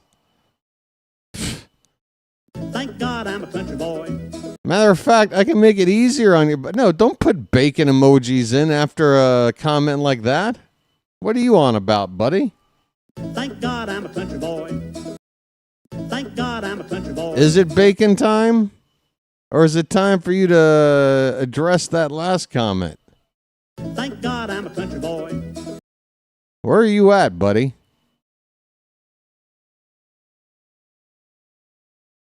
Here's a ball hit towards second. Oh, you had to remove him the other day? Hey, Daniel, guess what? You've already built up a reputation. So, that's it. We're done. Bye. Thank God I'm a country boy. And always remember, your final contribution was a series of bacon emojis. All right. Thank God I'm a country boy. See ya.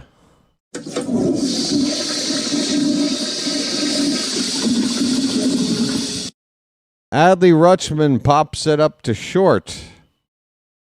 J.P. Crawford is there, a couple steps onto the outfield grass to make the catch. That's the second out in the 7th already. I'm sorry. I completely missed the previous batter. Which is extra bad because the previous batter was Gunnar Henderson. He grounded out to second. I totally missed an entire Gunnar at bat. Mountcastle takes a strike, and that pitch was 2 inches outside. George Kirby is up to 85 pitches. He has been nothing short of fantastic. And the Oriole batters really aren't doing a whole lot to try and solve him. They seemingly are just going up there, just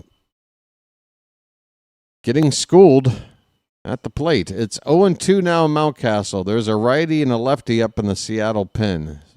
Gabe Spire and Bizzardo. Spire, the lefty, Bizzardo, the righty.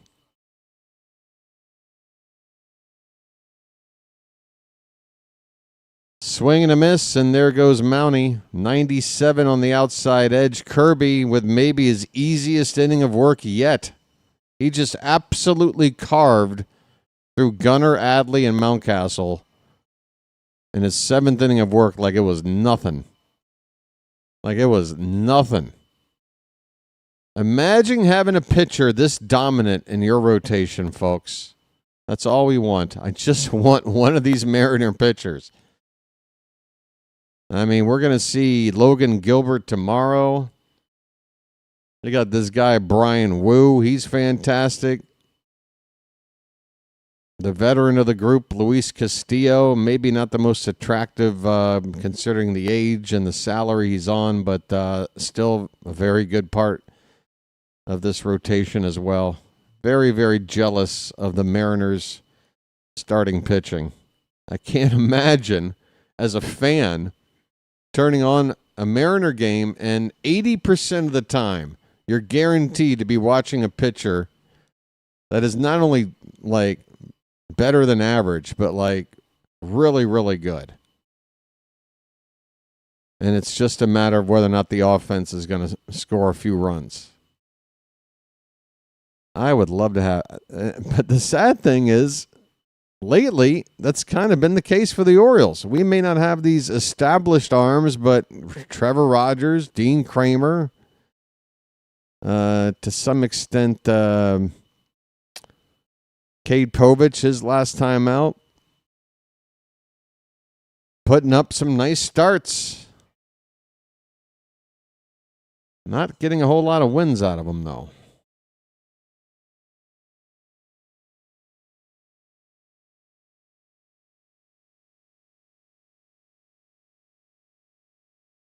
Dr. Tim Tootin's Stuff the Bus School Supplies Drive.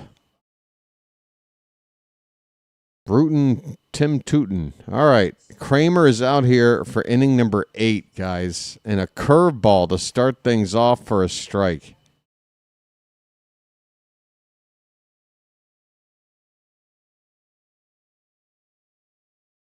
Just the 3rd time Kramer's ever gone into the 8th inning. Another curveball stroked out to right. That ball is going to be caught.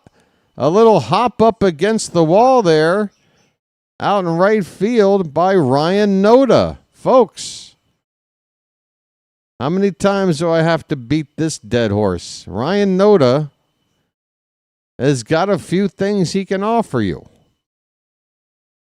He's not really an outfielder, but... he may not make it look pretty. It might be a little bit, of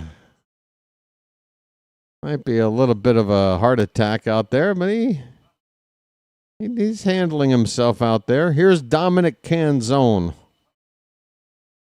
There's a called strike. If we can only get Noda to start drawing walks, I'm telling you, that's the key to this guy. He could really help this team out more than just down the stretch this season.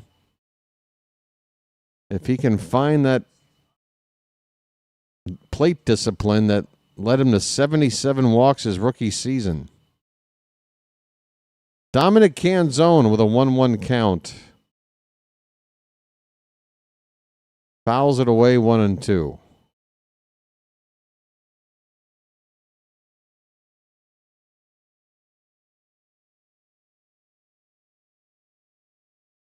That's right, folks. Listen to Matt. Spread the word. Spread the word about the Oriole BirdWatcher Channel, that is. Here's a ground ball up the middle. Gunnar playing near the bag. He's got it. Spins, throws, and gets Canzone. Hey, Gabagoo, why don't you go take a seat over there, Dominic, huh? Yeah. Try the canzone. It's fantastic. Hey, who ate all the frickin' canzone over here? Huh?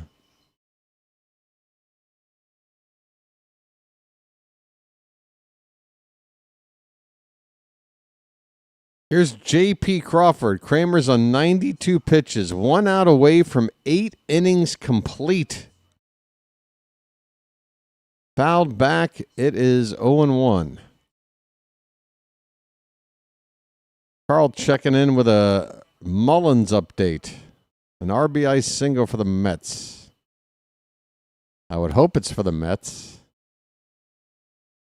Actually, I would hope it's for the Orioles. But, oh well. 0-1 pitch high to Crawford. 1-1 the count. We're in the top of the 8th, folks. I think it's time for old BW to have one more lucky. As Garcia, is that Rico Garcia? That's his first name? Looking like Garcia is going to make his Oriole debut here to eventually be the guy to replace Dean Kramer. 2-1 the count on Crawford. 2 down, nobody on in the 8th. Pitch number 96 on the night. Called a strike. It's 2-2. Good spot there from Kramer. Come on, buddy. Let's see where that ERA is right now. It is at 4.18, and it'll go down a little bit more with this final out. That is high, full count. Full count on J.P. Crawford. Base is empty, 2 down, top of the 8th.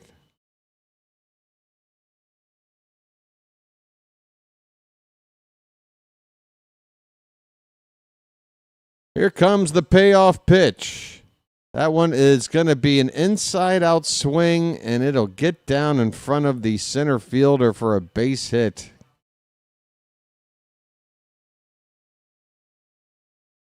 Tough break there for Dino.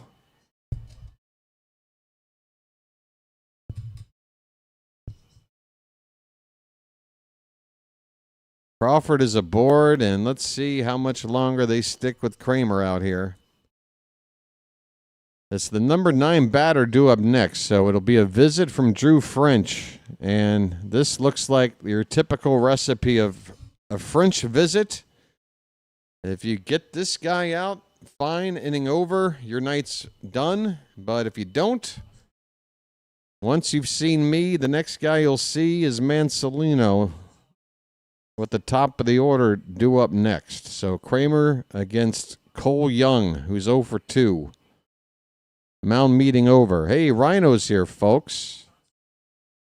When am I going to do a twin cast? As soon as I become a fan of the Minnesota Twins. But I don't see that happening.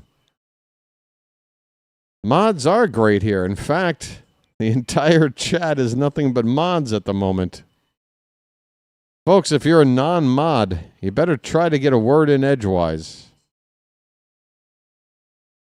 Swing and a miss by Young, strike 1. Kramer trying to empty the tank here. Try to get this. There you go. There's a non-mod. How you doing? 0-1. Pitch. Foul back 0-2. All right, Dino. One more strike. Get through 8 frickin' innings. He's on 100 pitches right now. Come on, folks.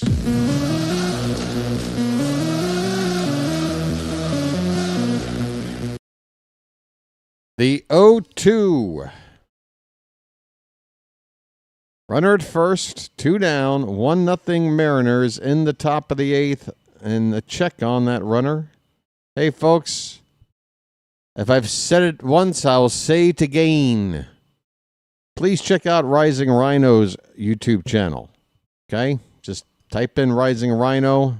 If you can click on his name and it offers you a way to get there that way, that's good too. 0-2 pitch. Swung on and missed. The splitter from Dino.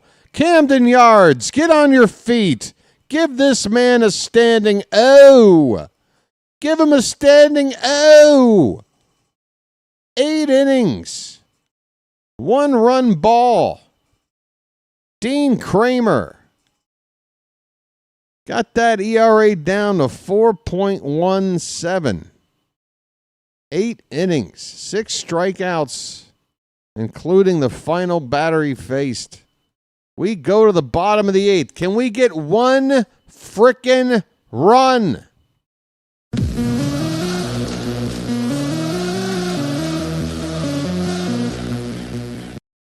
Folks, what did I say back in like the 3rd inning? I'm like, we got to get Kirby out of the game. We got to keep Kirby. We got to get Kirby out of the game, and we got to keep the Mariners from scoring more than the one. As soon as they got that run, I'm like, all right, well, there's only one way to come back from this. This ain't your typical 1-run deficit. I told you we got to get Kirby out of here, and they will. Kirby's night is over on 87 pitches, folks. Edward Bizzardo, the right-hander, is going to come on for the Mariners, folks. Now, Bizzardo, he might retire the Orioles 1-2-3 coming up. I don't know, but anything is a better chance, I feel, than Kirby back out there just on 87 pitches. So we should be feeling good about this. Bizzardo's ERA is 2.87, a whip of 1.06. Opponents hitting 182 off of him. So the numbers are quite good, but he's no George Kirby. And we knew Kirby was on. Bizzardo may not be on. Only one way to find out. We got 6 outs to play with. We're down a run. Bottom of the 8th, getting started. Kobe Mayo at the plate, and he takes low and away for ball 1, and immediately, you feel better. Just get it all on there. Just spread it out. George Kirby's not wasting a first pitch that far off the plate for ball 1 all night long, and here, one pitch in, Bizzardo has done that. All right, that's a pretty nasty slider for strike 1 on the outside edge. Mayo is 0 for 2.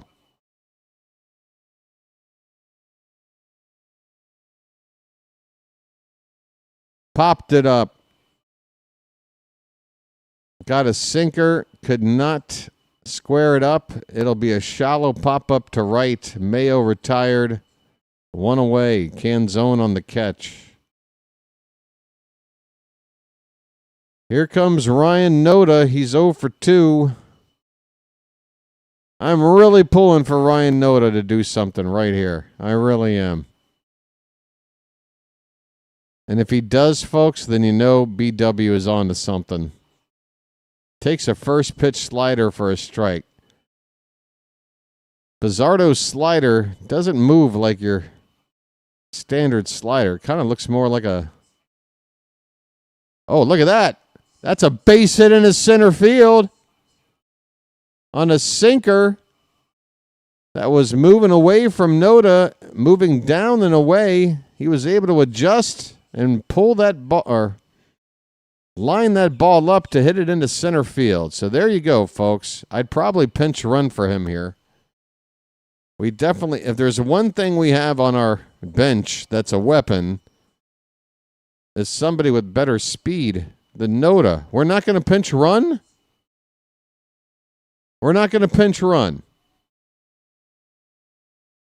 We may not get another guy on base for the remainder of the ball game. It's a one-run game. Carlson's at the plate. No pinch runner. No Jeremiah Jackson running here. They check on Noda. I guess they think he can run.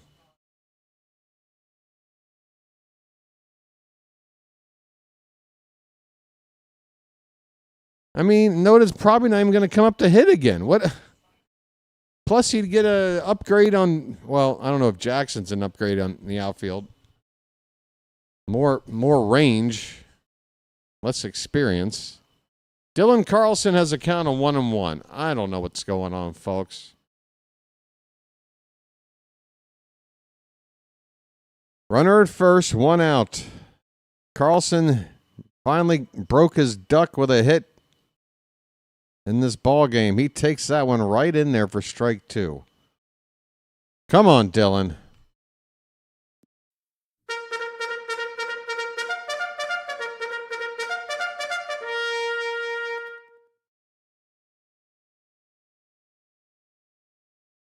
I haven't checked the scoreboard. Is it still stuck? Oh, it's been on me this whole time? I'm sorry. Hold on, let me get this ready to go. The 1-2 is fouled back to the screen. Still a ball and 2 strikes on Carlson.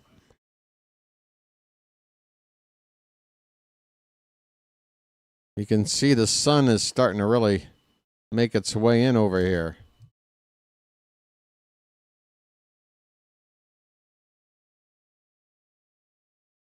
Carlson hits it toward the left field corner and slicing into the crowd foul. Still a ball and 2 strikes. Still don't get why. Let me look at this roster here. I'll tell you who's faster than Noda. I mean, obviously Jeremiah Jackson comes right to your mind. He's been playing right field. Swing and a miss. Carlson strikes out.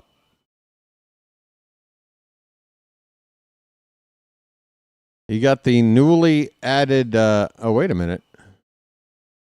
Yeah, you got Jeremiah Jackson. You got Daniel Johnson, who's just been added to the team. I don't know if he's physically there or not. I guess he's not there.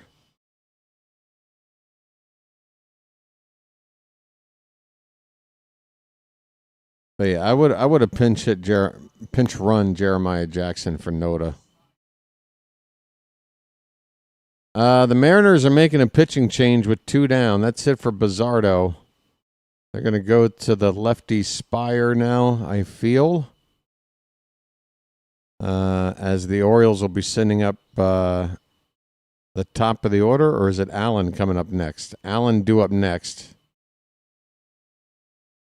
They're bringing the lefty. So pinch hit Jeremiah Jackson here. If you're not going to pinch run with him, pinch hit him here. Right-hander. Bring him in to hit for Greg Allen. You can move Carlson. It's going to be a mess of an outfield, but refresh my game. Oh, yeah, I did that already. Thanks, Janet. Thanks, Card. Yeah, I did that like 20 minutes ago. I thought I'd said so, but maybe you didn't hear. That's okay. All taken care of. I do need to get this sunlight out of the way, though, so I will be right back. Folks, can we score a run, please?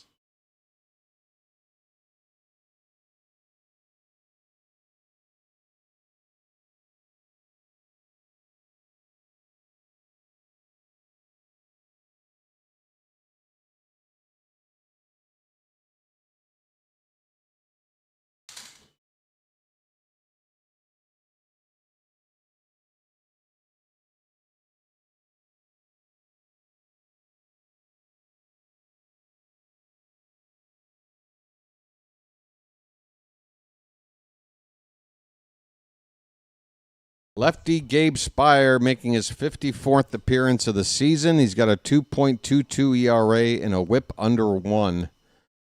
More good numbers out of the Seattle pen.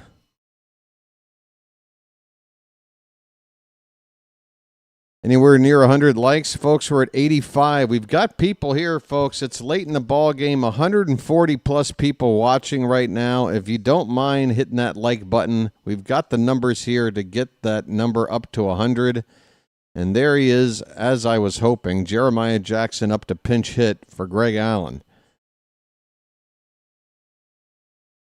Now, it's going to be a pretty ugly-looking outfield without additional changes if going into the next inning, it'll be Jackson in one corner of the outfield and Noah in the other. Carlson will move to center field. All right, here we go. Spire versus Jackson, and he hits the first pitch he sees right at the center fielder. One pitch for the third out of the inning. Julio Rodriguez makes the catch, and that's it. We go to the ninth. Well, that did not work. Ninth inning coming up. It's the Mariners 1 and the Orioles nothing. Folks, once again, we are in a commercial break. It could possibly be just a few minutes left in the broadcast. If you're here, thanks for being here. I hope you give the channel a chance for future broadcasts. This is an Orioles channel dedicated to covering live play-by-play for every ball game. And it's free content. So please think about subscribing. It'll make it easier for you to find the channel. You just hit the button at the below your screen that says subscribe. There's no commitment, no obligation, and no salesman will visit your home. Folks in the Charm City chat here, what do you think for those watching right now? Is this a channel that you sign off on for subscribing? It hasn't hurt you, right? It's only been good things.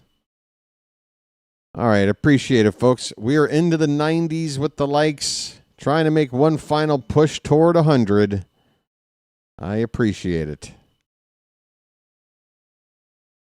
It'll be the top of the ninth. One last chance for Seattle to add on to their lead.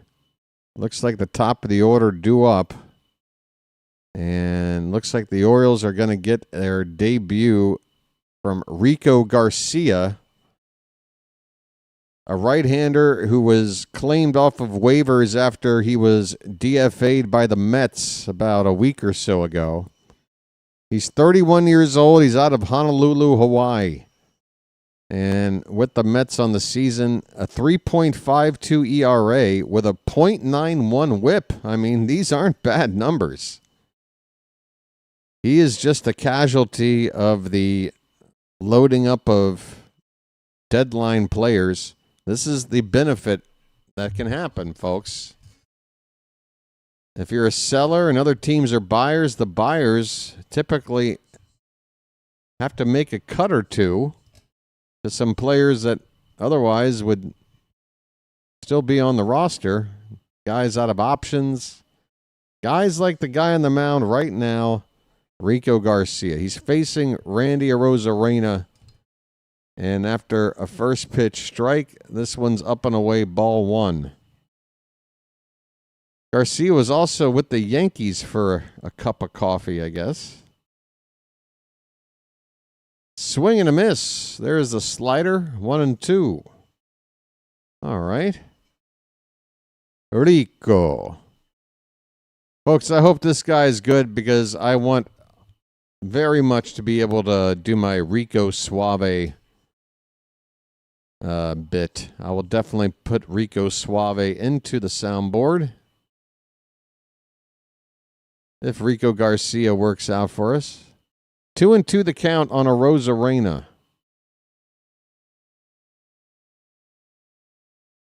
This ball's fouled back. Rico Suave. Arozarena is 1 for 3. He led off the ball game with a base hit. Came around to score the only run of the damn game. Let me make sure of this. Is this another game where the only thing that happened was in the first inning and it's just, yeah. Imagine this, folks. You come to an Oriole game, the opposing team scores in the top of the first. You're 5 minutes late. You go to the concession stand to grab like one snack. You sit down. It's 1-0 Mariners. Here's a ground ball to third. Nicely played by Westberg over to first in time to retire Arozarena. 1 down, top of the ninth. You make your way out to the ballpark. You go through the whole parking thing. You navigate your way to your seat. You sit down, it's 1-0 Mariners, and then you sit there for another 2 hours or so, and you leave with it still being 1-0 Mariners. I mean, I've been to a game like that. It's the worst. You just want to see something happen. Here is Cal Raleigh. He looks at a curveball low. Raleigh's been held in check 0 for 3. 45 homers and 98 RBI on the season. We are not even to the middle of August. Make it 2-0. This is a dangerous count to try to groove one in there. There's some weird howling noises being screamed out by somebody in the ballpark. 2-0 pitch is fouled away.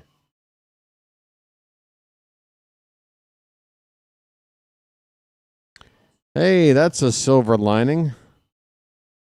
Chupacabra coming in. If the score is low, it means better odds of a walk-off win in the bottom of the ninth. Raleigh pops it up, shallow right. Holiday with his... Wow. Jackson bobbles this catch, but he hangs on. Way too lackadaisical. Holiday going with his back toward the infield when he really had time to kind of... Oh, my. He almost screwed that up.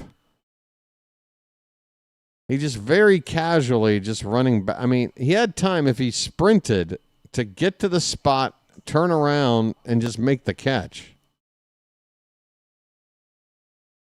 That would have been the right way to play that. He got away with it. He makes the catch. There's 2 down in the ninth. Here's Julio Rodriguez.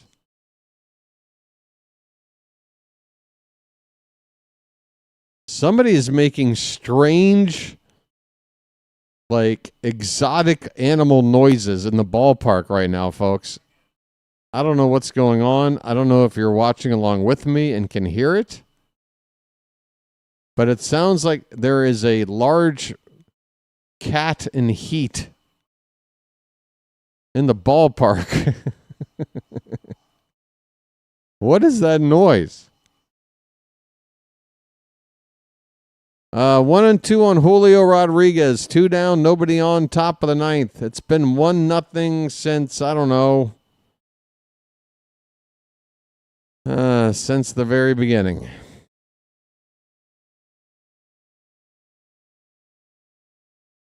1-2 pitch. Wow, that ball is hit really, really hard. Straight back up the middle, and Garcia's lucky that ball didn't bean him right in the small of the back.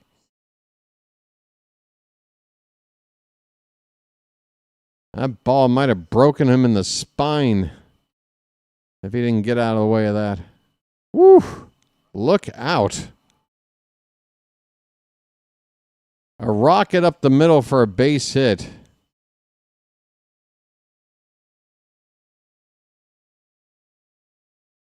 Josh Naylor coming up next. 2 down. Drew French is out to talk to Garcia. It's the wounded souls of diehard O's fans crying out. I think Michael might have the best theory of anybody.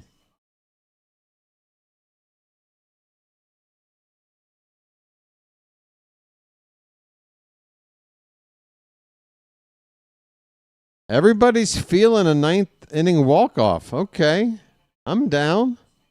There's got to be something to it, folks. There hasn't been a whole lot of reason for optimism. And yet I'm starting to... Who's making these crazy noises? Is there no, like, usher checking on the source of this? I mean, somebody is filling up the entire ballpark with the sound of their screams. It's insane. First pitch strike to Naylor. I mean, are they using a megaphone? It's Melanie Newman. What, is she in the tunnel right now? Melanie, get out of the tunnel. Now's not the time. It's a one-run ball game. Come on.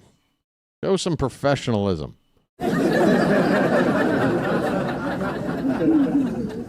Well, I guess that would explain the wet hair look.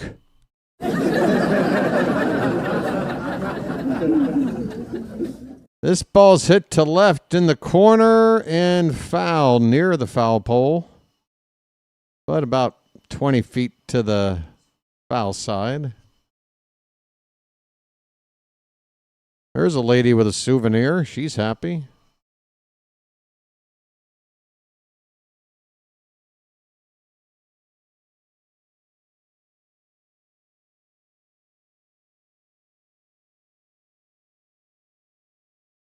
One and two the count on Naylor. He asks for time. 2 down, runner at first. We're in the top of the ninth. The Mariners have the same 1-0 lead they've had since the top of the first. Is this the newest giveaway at the ballpark?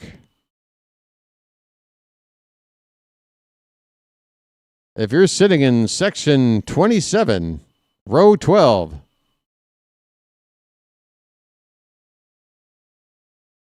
Uh, 2-2 pitch.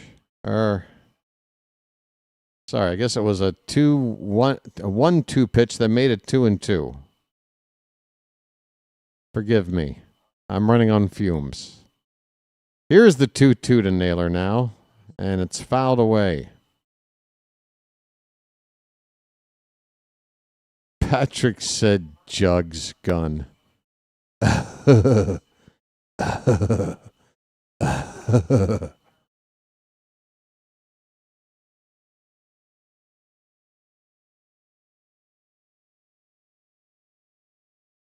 2-2 the count. There goes the runner. Naylor fouls it away.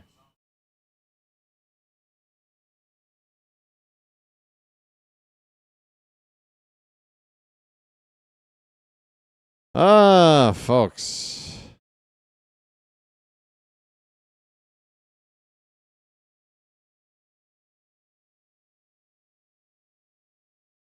You know what, Jen? I think you're giving too much credit. I think they're average to maybe slightly above average or slightly above normal sized boobs.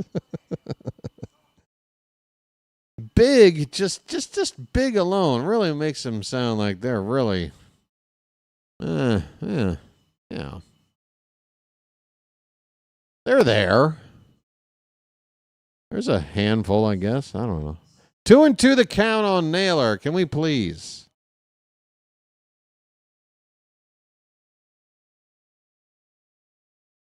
Yeah, but I'm saying not excessively larger than average. I don't think so. Not for her body type. I mean, if she had the body type of a, Shelley Duvall, then yeah, it might be a little different story. 2-2 pitch popped up. Shallow left. Carlson makes the catch. We're going to the bottom ninth. Folks, we're just going to have to talk about boobs without talking about sex. As we go to the bottom of the ninth. I think they're real. If they're not, then really not. Kind of a waste of money, in my opinion, but, I don't know. It's just, maybe I should not talk so much about. Hey, we're going to the bottom of the ninth.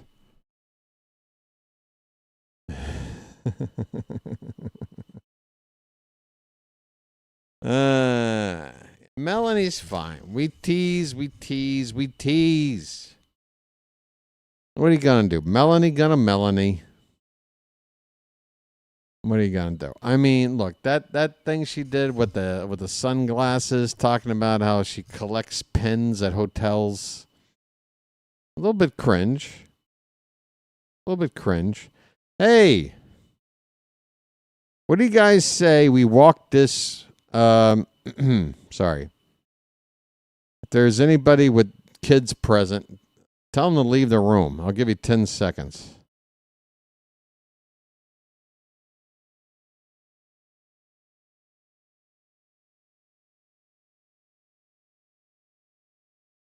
All right. Who's ready to walk this shit off?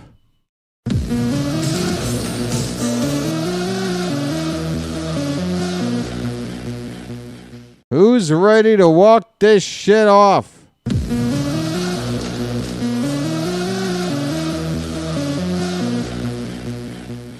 And yeah, I broke the rule. So that means if you want to say the S word for the remainder of the ball game, go ahead.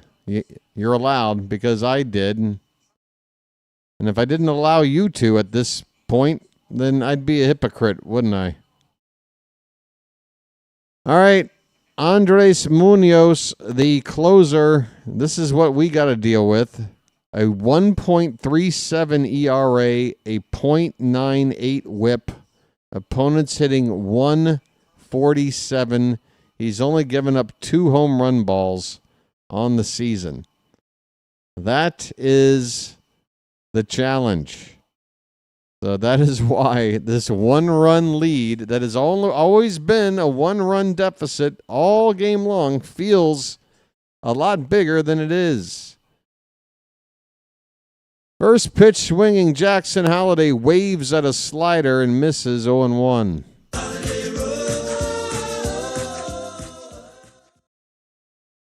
Everybody's enamored by poop.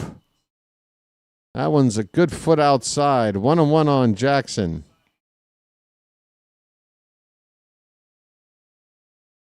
That's right. I'm saying for the word that rhymes with split, go for it. Here's a comebacker to the pitcher. Munoz flips it to first to Naylor. 1 down.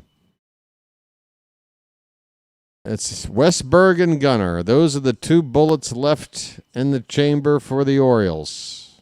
Westberg's 0 for 3. He did fly out deep to right center earlier in the ball game. We need a miracle. All I need is a miracle.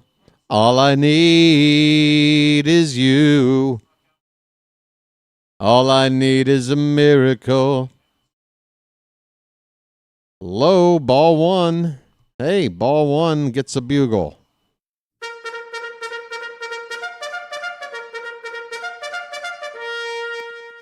The bats are dead tonight. Swing and a miss. Slider. Nasty. I mean, it winds up in a hittable spot, but it's moving pretty filthy. 1 ball, 1 strike. This one's hit on the third base side, foul. 2 strikes on Westberg.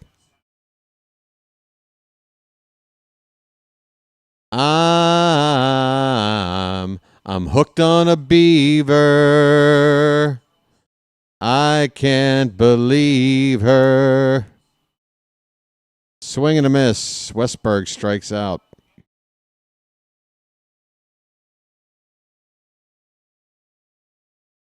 It comes down to a guy named Gunnar.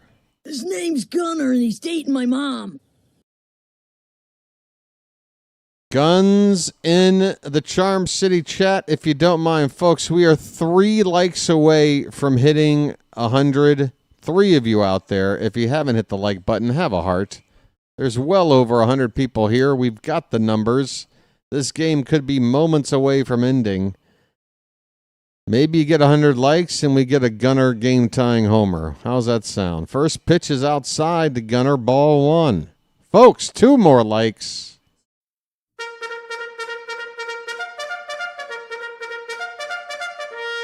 And now we're over 100. Thank you so much. Now it's time to tie it up. The pitch.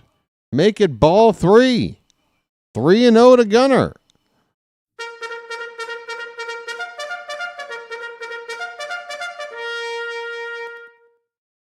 Adley would come up next. Ball 4, take your base. I'm walking here. Respect shown by Munoz to Gunnar. He did not want to let Gunnar be the guy to tie up the ball game. He would rather take his chances with the tying run on to go after Adley. Adley, Make him pay. Let the clutch out gently, okay? Come on.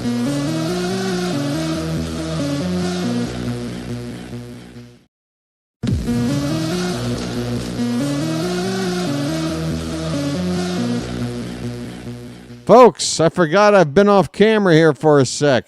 How you doing? This is BW here, and this is the BirdWatcher Channel. If you're just tuning in and finding the channel, I'm glad you found it.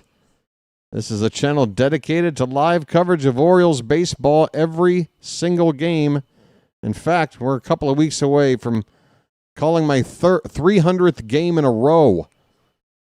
So if you want a place to depend on... and a place that has a great community, the Charm City chat here, think about subscribing to the channel. We've got a mound meeting right now. Andres Munoz might have some kind of injury situation. He is just standing around with the baseball. I don't know what the deal is. It's not a situation where he's throwing warm-up pitches to see if his arm's okay. Is it like his... Oh, is he dehydrated, I guess? The trainers come out with some water and some kind of nutrients here to hopefully get Munoz from not fainting or something. We got 2 outs here in the bottom of the 9th, folks. Adley Rutschman is due up. And what kind of factor will this delay play into this final moment of the ball game? Is this going to help Munoz? Is this going to hurt Munoz? Is this going to help Adley? Is this hurting Adley? I don't know, but this is a little bit weird. It's a long delay at a critical moment in the ball game. The Oriole crowd is starting to get ornery. Wondering at what point is a guy allowed to just wait until he feels better, or do you need to just make a move and take him out? All right, all of this is over. Trainer, manager, umpire, catcher, everybody going back to their spots.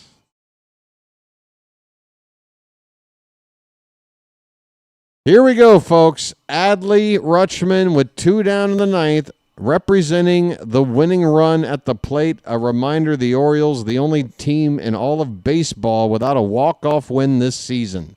Anybody in the mood to get it now? First pitch is a strike at the bottom of the zone. Well, I guess Munoz is okay now. I'm glad we gave him the time to get healthy and rested, have a bite to eat so that he can more effectively get the final out of the game. Hit on the ground. Base hit into left field. This game is not over. Gunnar will have to stop at second. The tying run is now a base hit away. The winning run is on as well at first. Ryan Mountcastle, the man for the moment.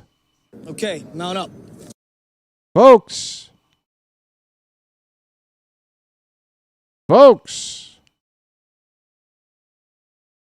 we've been patiently waiting all night long for something to happen. Come on, Mountie. Crowd is making noise. They're hungry. The pitch, swing and a miss. There's that slider breaking low and away. Mountcastle's most hated pitch. Munoz ahead 0-1. The next offering. That one's crushed, but it's going to hook. It's going to hook. It's a foul ball, folks. Mountie missed walking it off. Just a little bit early on the pitch. Oh, my. Had everything a home run swing needed except a little bit of timing. And now we're down to our final strike. The 0-2. He lays off that outside pitch. Don't you dare appeal and say he went. 1 ball, 2 strikes. Come on, Charm City chat.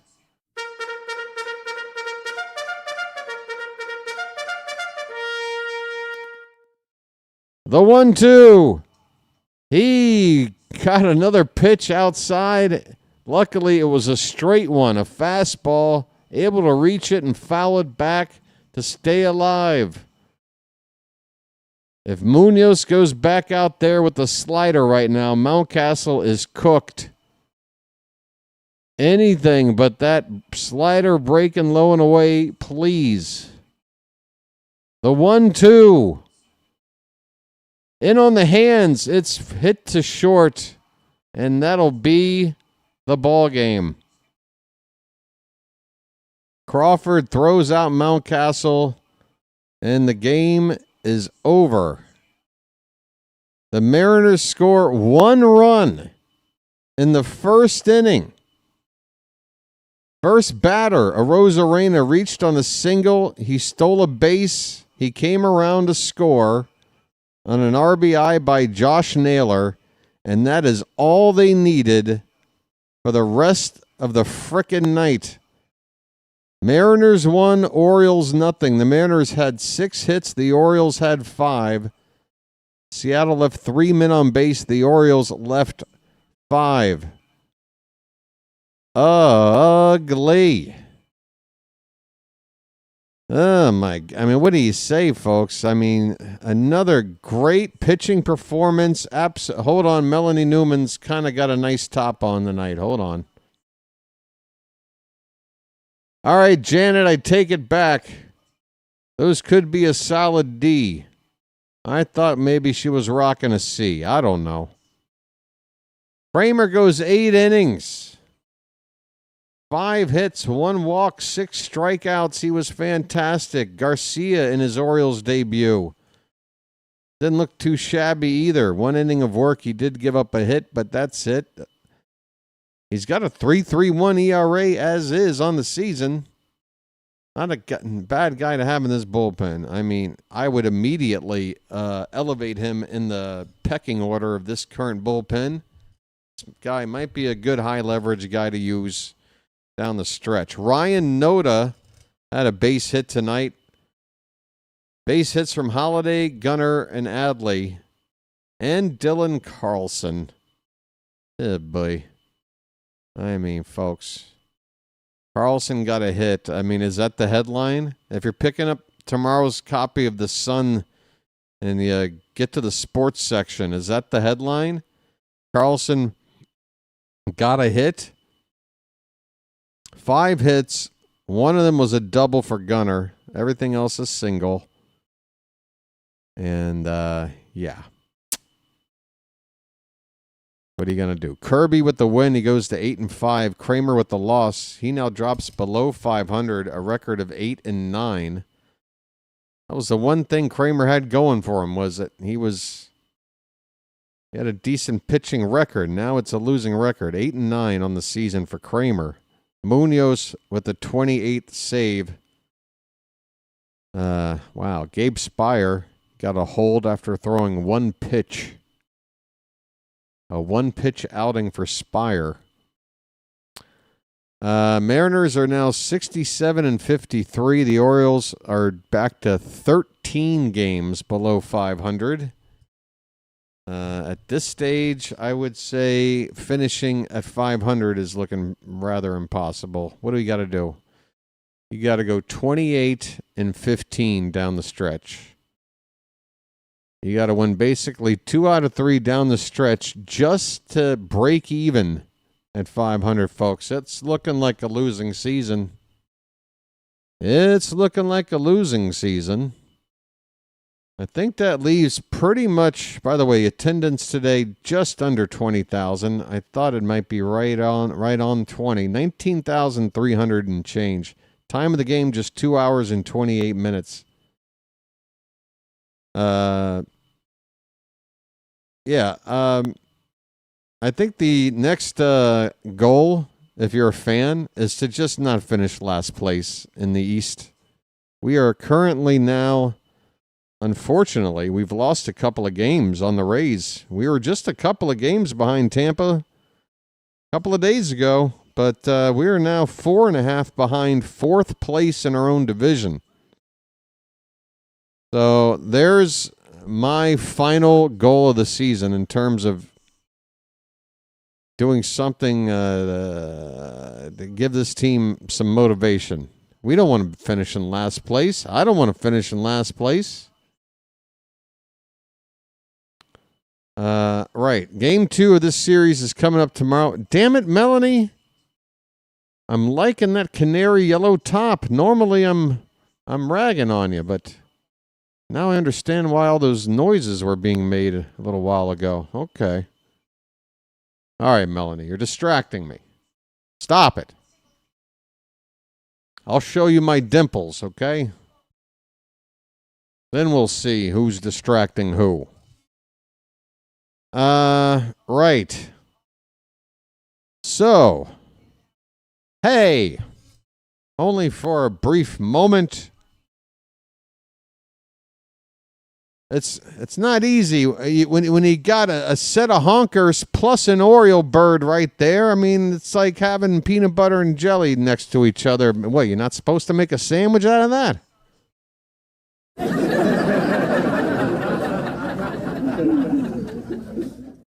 All right. Oh, Jim Palmer's going to handle the postgame by himself. Why do they do this to him? Why do they do this to him?